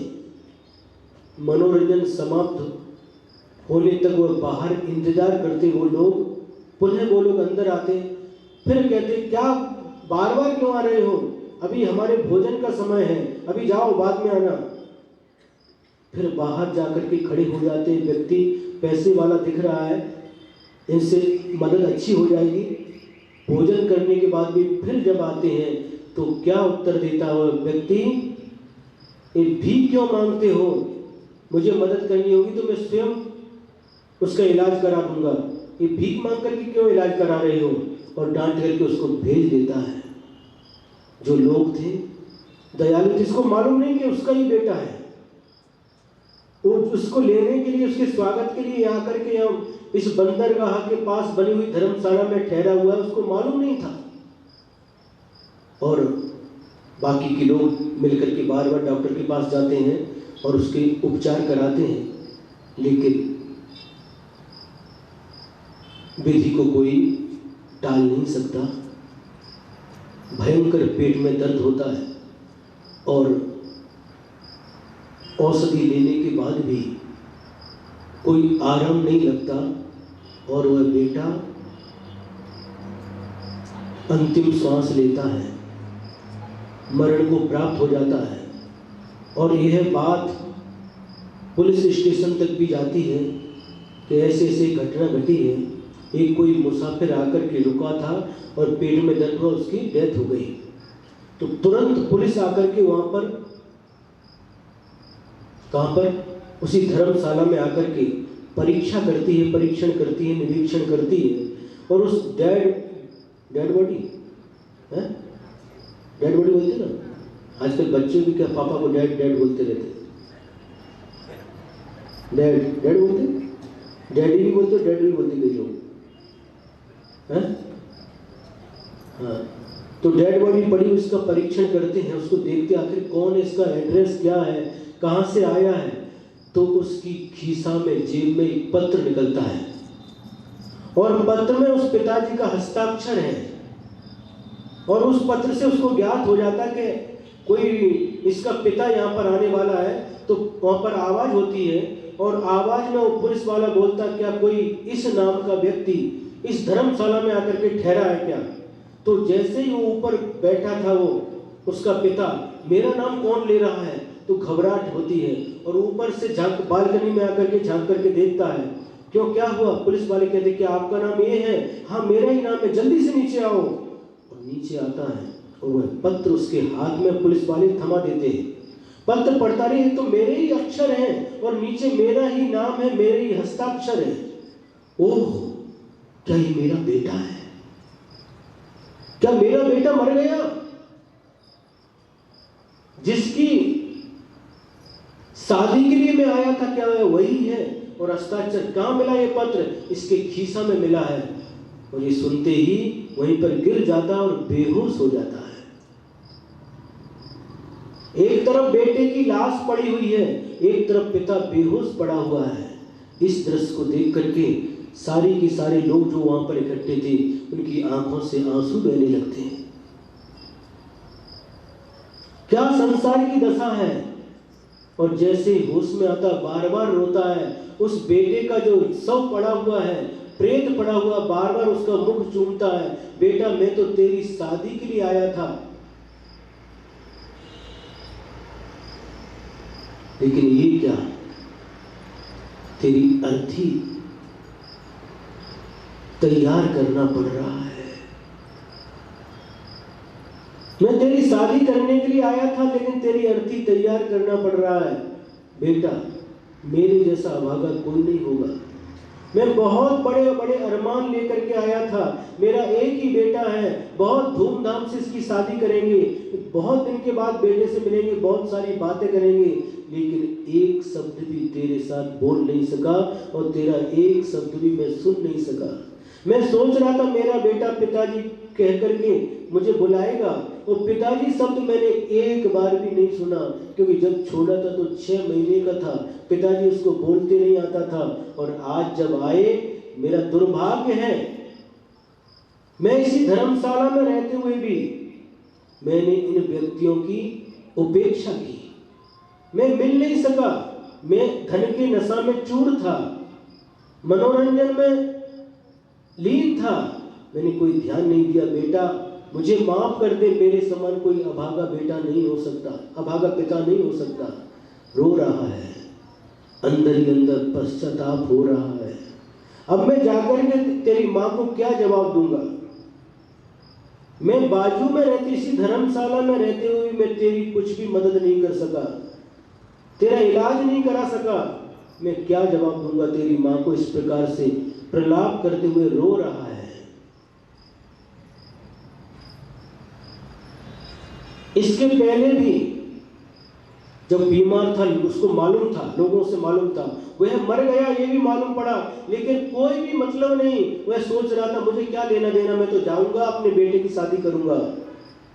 पहले भी बेटा बीमार था, वो सुना था। पहले भी जब ये मर गया तो मरने का समाचार भी सुना। एक भी कोई भी रंज मात्र उसके मन में खेद नहीं है, पीड़ा नहीं है।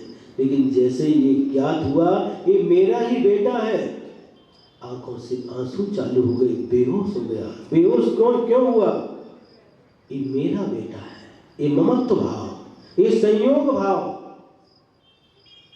ये मेरा है। इस ममत्व भाव के कारण से मेरा बेटा ही था, मैं जिसके लिए कुछ भी नहीं कर सका, यहाँ पर रहते हुए भी उसका कुछ नहीं कर सका, और आज ये मुझको छोड़ करके गया। संयोग तो दुख मनेक भेदम, ये संयोग अनेक प्रकार के दुख देने वाला है, और पीड़ित होकर के बहुत दुखी होता है। लोग समझाते हैं, समझाने के बाद उसका जो प्रेत है, सब है, उसको अर्थी बना करके शमशान में लेकर के जाकर के दाह संस्कार कर देते हैं। और ये पिता बहुत दुखी होता हुआ घर की ओर रवाना होता है, और घर पर जाकर के माँ पूछती है बेटा कहाँ है? वह पिता गर्दन नीची कर लेता है, बोलते क्यों नहीं, मेरा बेटा किधर है? आंखों से आंसू बहने लगते हैं। माँ समझ जाती है जरूर कोई न कोई अनिष्ट हुआ है, कोई न कोई अनहोनी हुई है, और माँ पकड़ करके जोर से उसको हिलाती, बोलते क्यों नहीं, मेरा बेटा कहाँ है? रोते रोते बोलता है बेटा अब नहीं है। क्या हुआ उसको? धर्मशाला में रुका हुआ था, पेट में दर्द हुआ, लेकिन मैं भी आया था, मैं कुछ नहीं कर सका। लोगों ने उसके लिए इलाज कराया, लेकिन उसके बाद भी उसका पेट का दर्द शांत नहीं हुआ। उसके प्राण लेकर के उसका पेट का दर्द शांत हो गया, वो मर गई। सुनते ही वह एकदम जमीन पर गिर जाती है माँ, और उसकी धड़कन वहीं पर समाप्त हो जाती है, वह भी मर जाती। वहीं शब्द सुनते ही मरण को प्राप्त होते हैं। ये धड़कन जो होती है ये रुक जाती है, हृदय की गति रुक जाती है, और वहीं उसका मरण हो जाता है।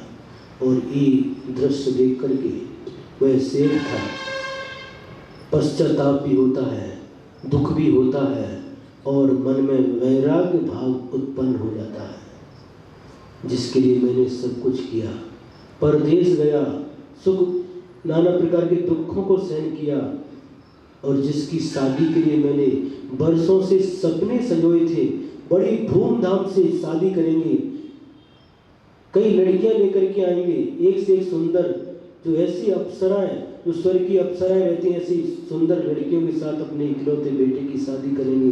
लेकिन सारे के सारे अरमान मिट्टी में मिल गए। वह विचार करता है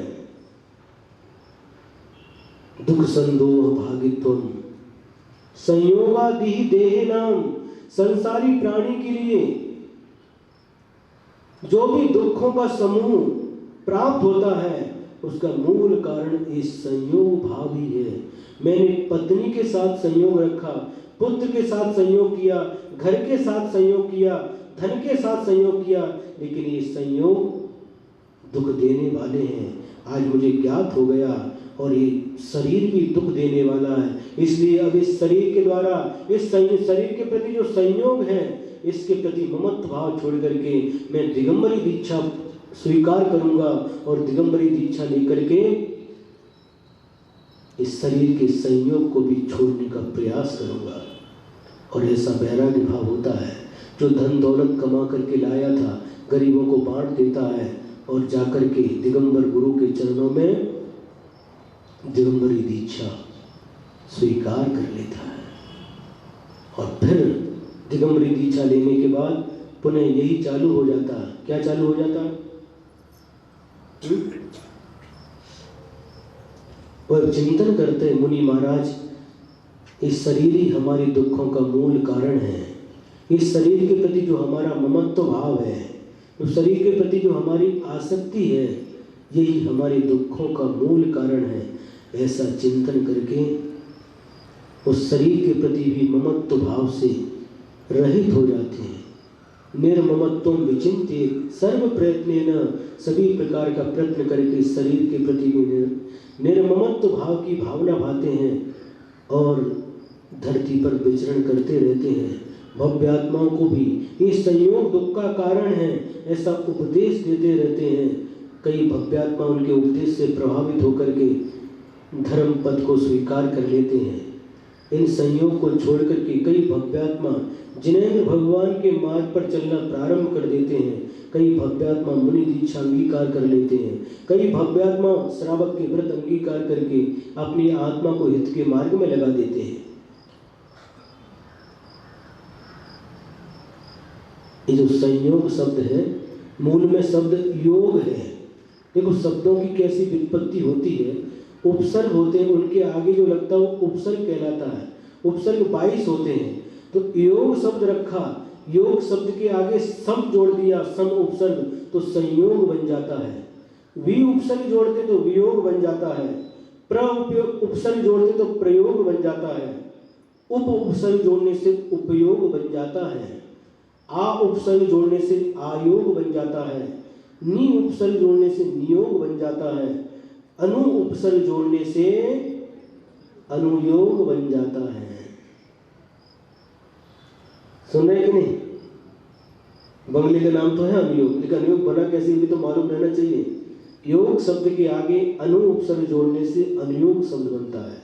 हमारी शास्त्र भी 4 अनुयोगों में विभाजित है, और सु उपसर्ग जोड़ने से सुयोग बन जाता है।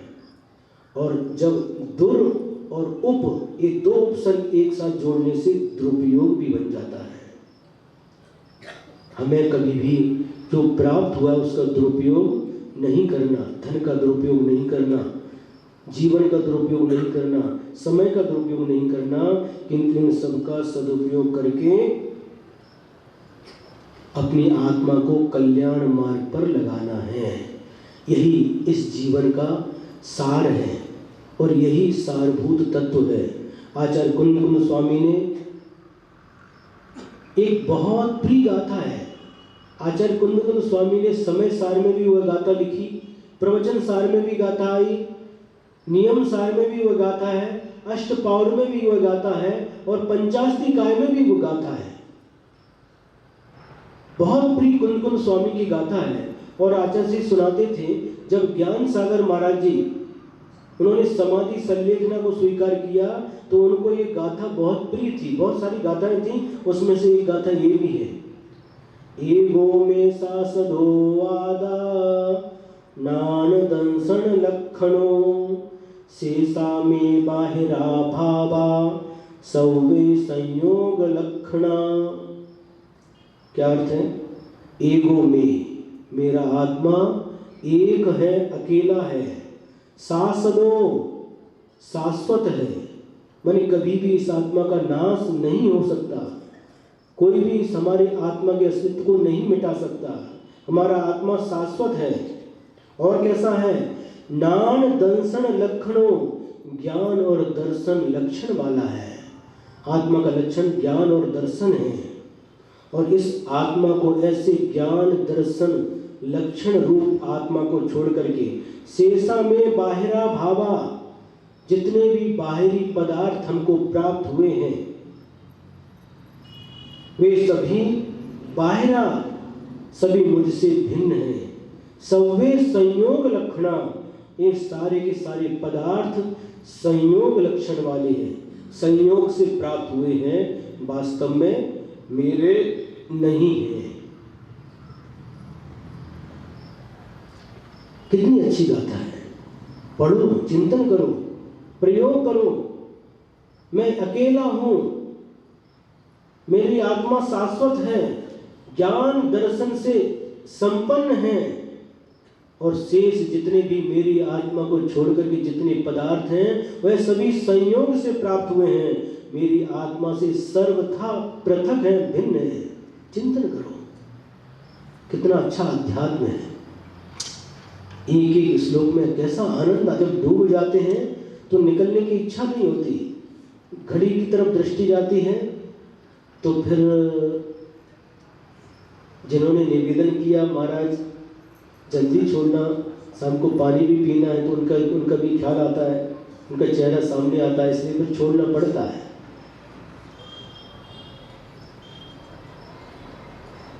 लेकिन छोड़ने की इच्छा नहीं होती, लेकिन फिर भी नहीं, सबका ख्याल रखना पड़ता है, इसलिए छोड़ना पड़ेगा। एक बार और अर्थ लेते इसका।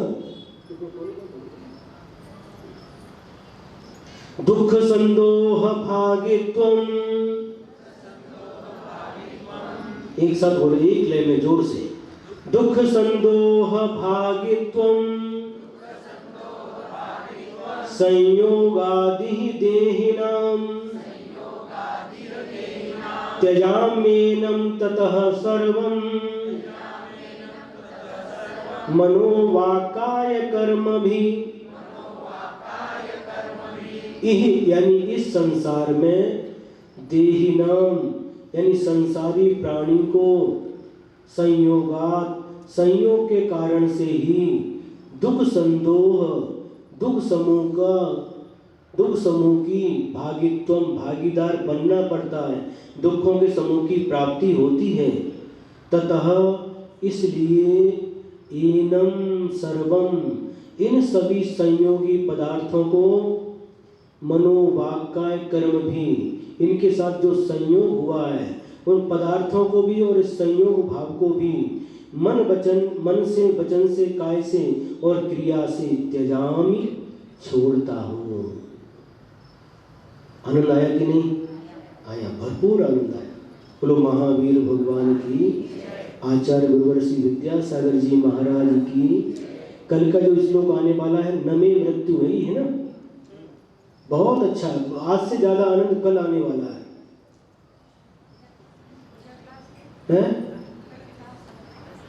क्या है?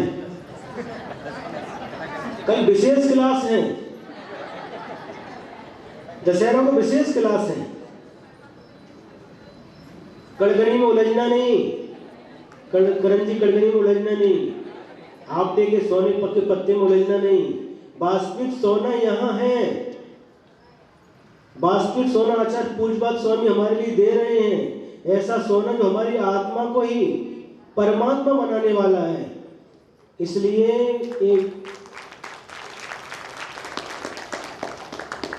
आज ताली बजाई, इससे हम समझते हैं कल कोई भी क्लास छोड़ने वाला नहीं है, सभी आने वाले हैं।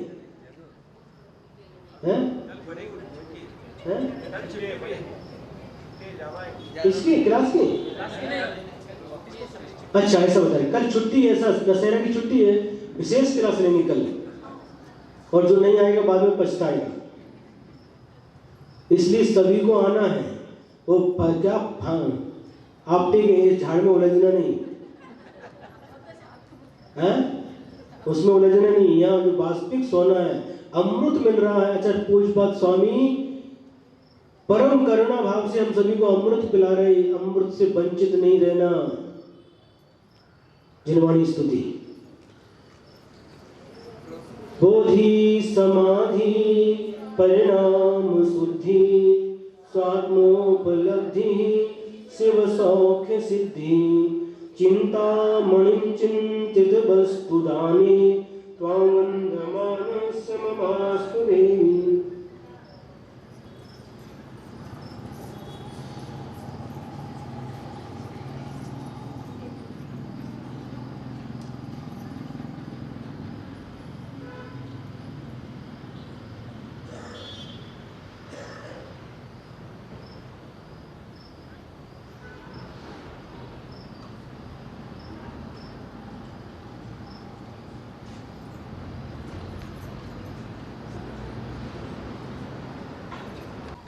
पंच परमेष्ठी भगवान की जय। इष्टोपदेश ग्रंथ राज की जय। आचार्य श्री पूज्यपाद स्वामी की जय। आचार्य गुरुवर श्री विद्यासागर जी महाराज की जय। जय बोलो परम पूज्य 108 अभिनंदन सागर मुनि महाराज की जय।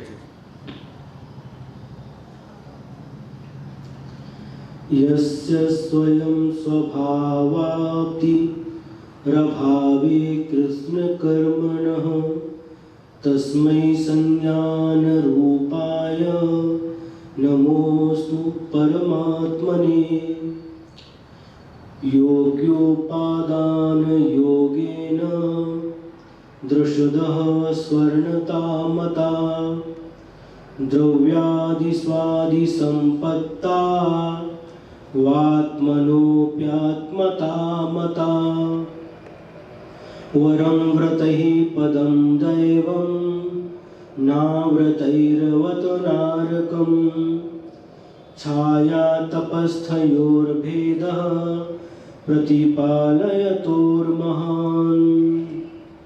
यत्र भावः शिवं दत्ते द्यौकियद्दूरवर्तिनी यो नयत्यासु गौयुतिं क्रोशार्धे किं स सीदति।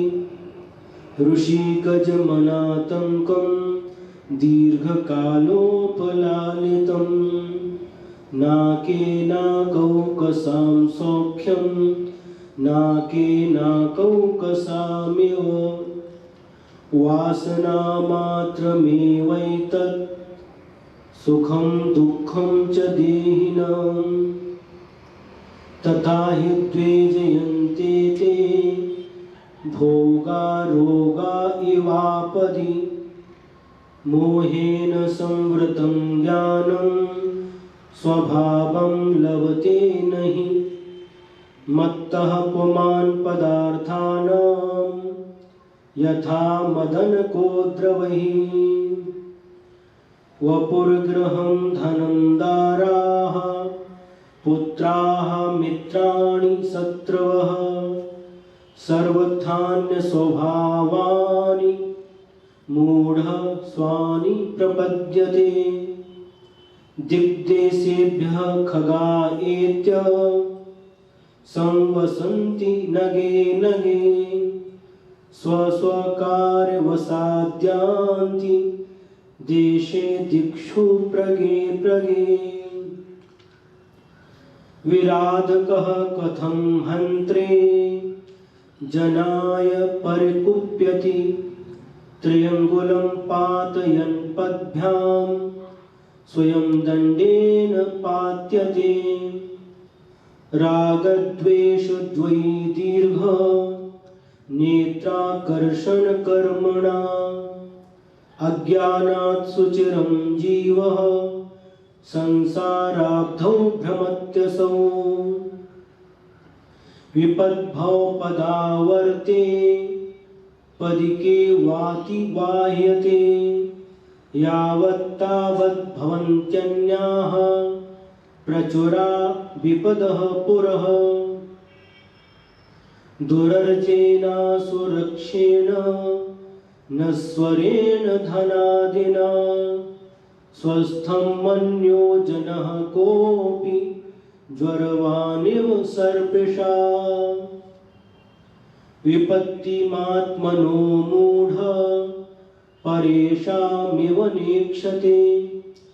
दह्यमान मृगाकीर्ण वनान्तरतरुस्थवत् आयुर्वृद्धि क्षयोत्कर्ष हेतुं कालस्य निर्गमम् वाञ्छतां धननामिष्टं जीवितात् सुतरां धनम् त्यागाय श्रेयसे वित्तमवित्तः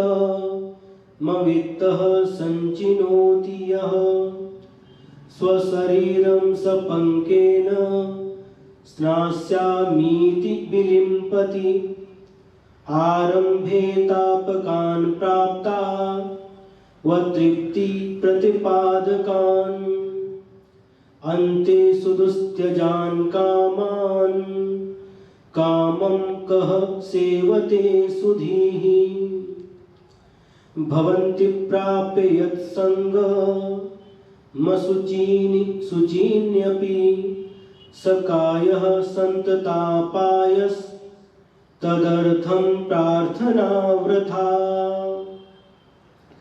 यज्जीवस्य योपकाराय तद्देहस्य यापकारकम् यद्देहस्य योपकाराय तज्जीवस्य यापकारकम् इतश्चिन्तामणिर्दिव्य इतः पिण्ड्याकखण्डकम् ध्यानेन चेदुभे लभ्ये क्वाद्रियन्तां विवेकिनः स्वसंवेदन सुव्यक्तस्तनुमात्रो निरत्ययः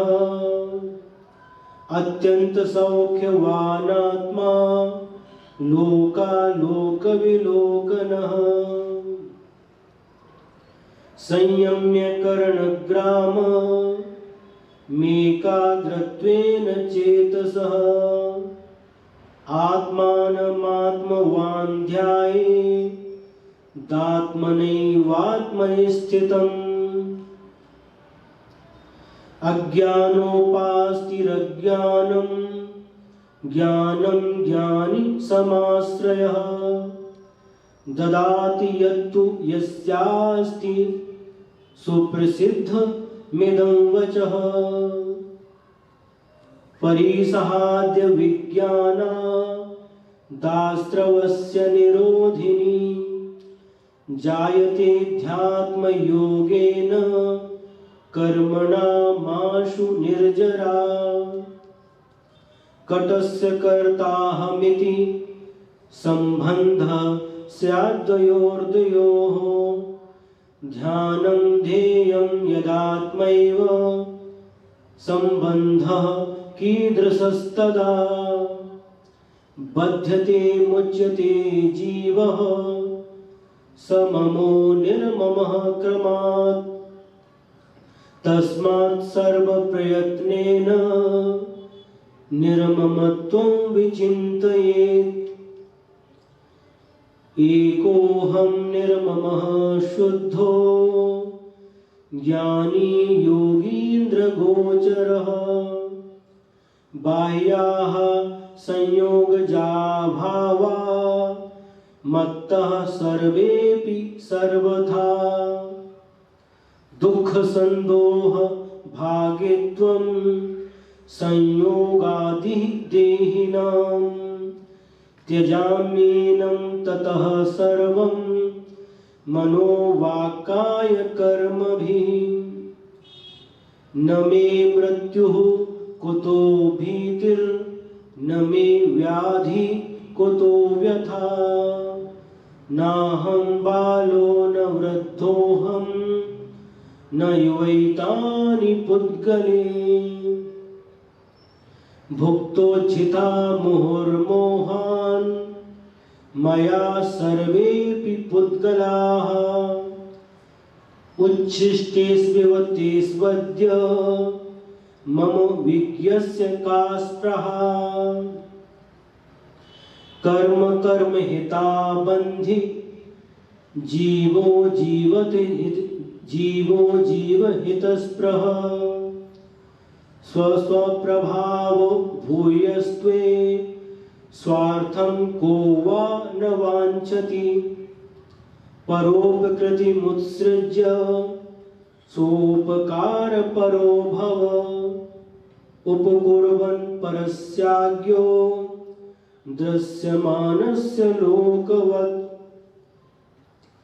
गुरूपदेशादभ्यासात् संवित्तेः स्वपरान्तरं जानाति यः स जानाति मोक्षसौख्यं निरन्तरम्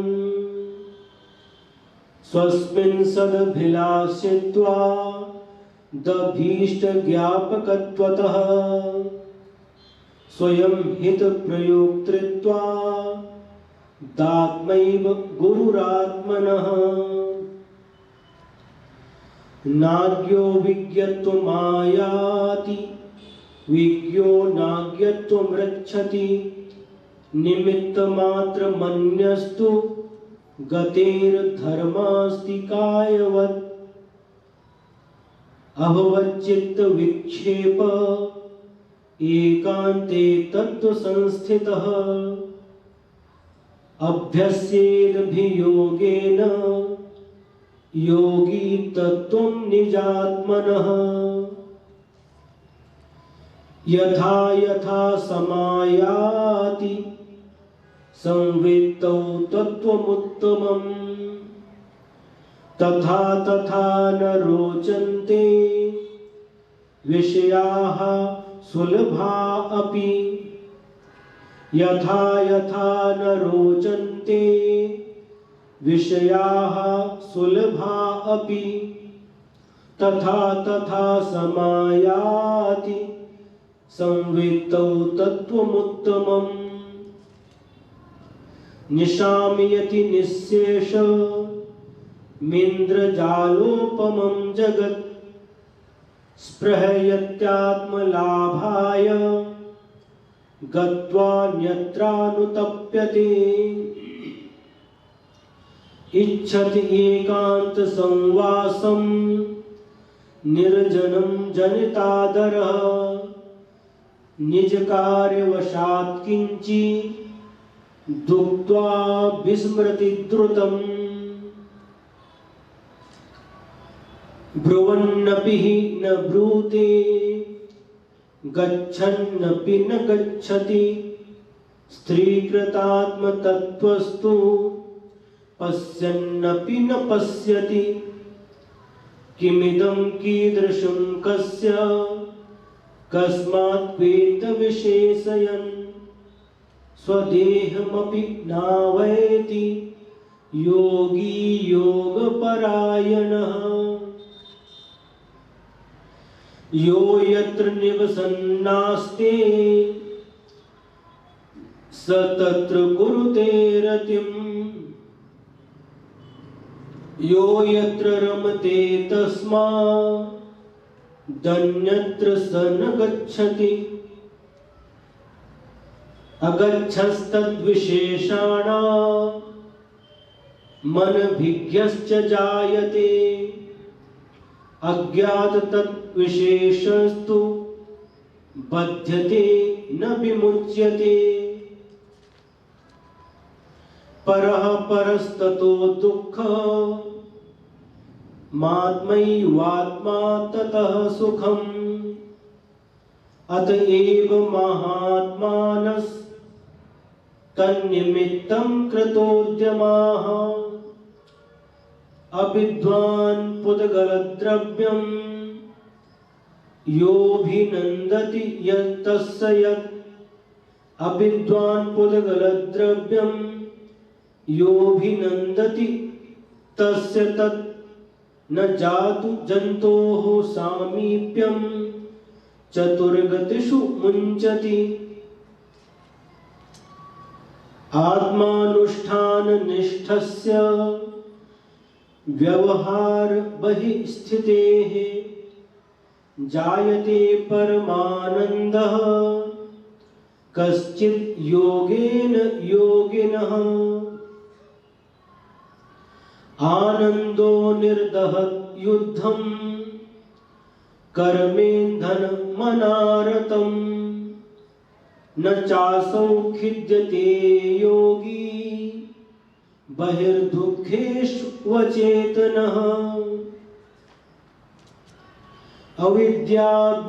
अविद्याभिदुरं ज्योतिः परं ज्ञानमयं महत् तत्प्रष्टव्यं तदेष्टव्यं तद्द्रष्टव्यं मुमुक्षुभिः जीवोऽन्यः पुद्गलश्चान्यः इत्यसौ तत्त्वसंग्रहः यदन्यदुच्यते किञ्चित् सोऽस्तु तस्यैव विस्तरः इष्टोपदेशमिति सम्यगधीत्य धीमान् मानापमान समतां स्वमताद्वितन्या मुक्ताग्रहो विनिवसन् सजनेव नेवा मुक्तिश्रियं निरुपमामुपयाति भव्यः मुक्तिश्रियं निरुपमामुपयाति भव्यः इति श्री इष्टोपदेश ग्रंथम समाप्तम्।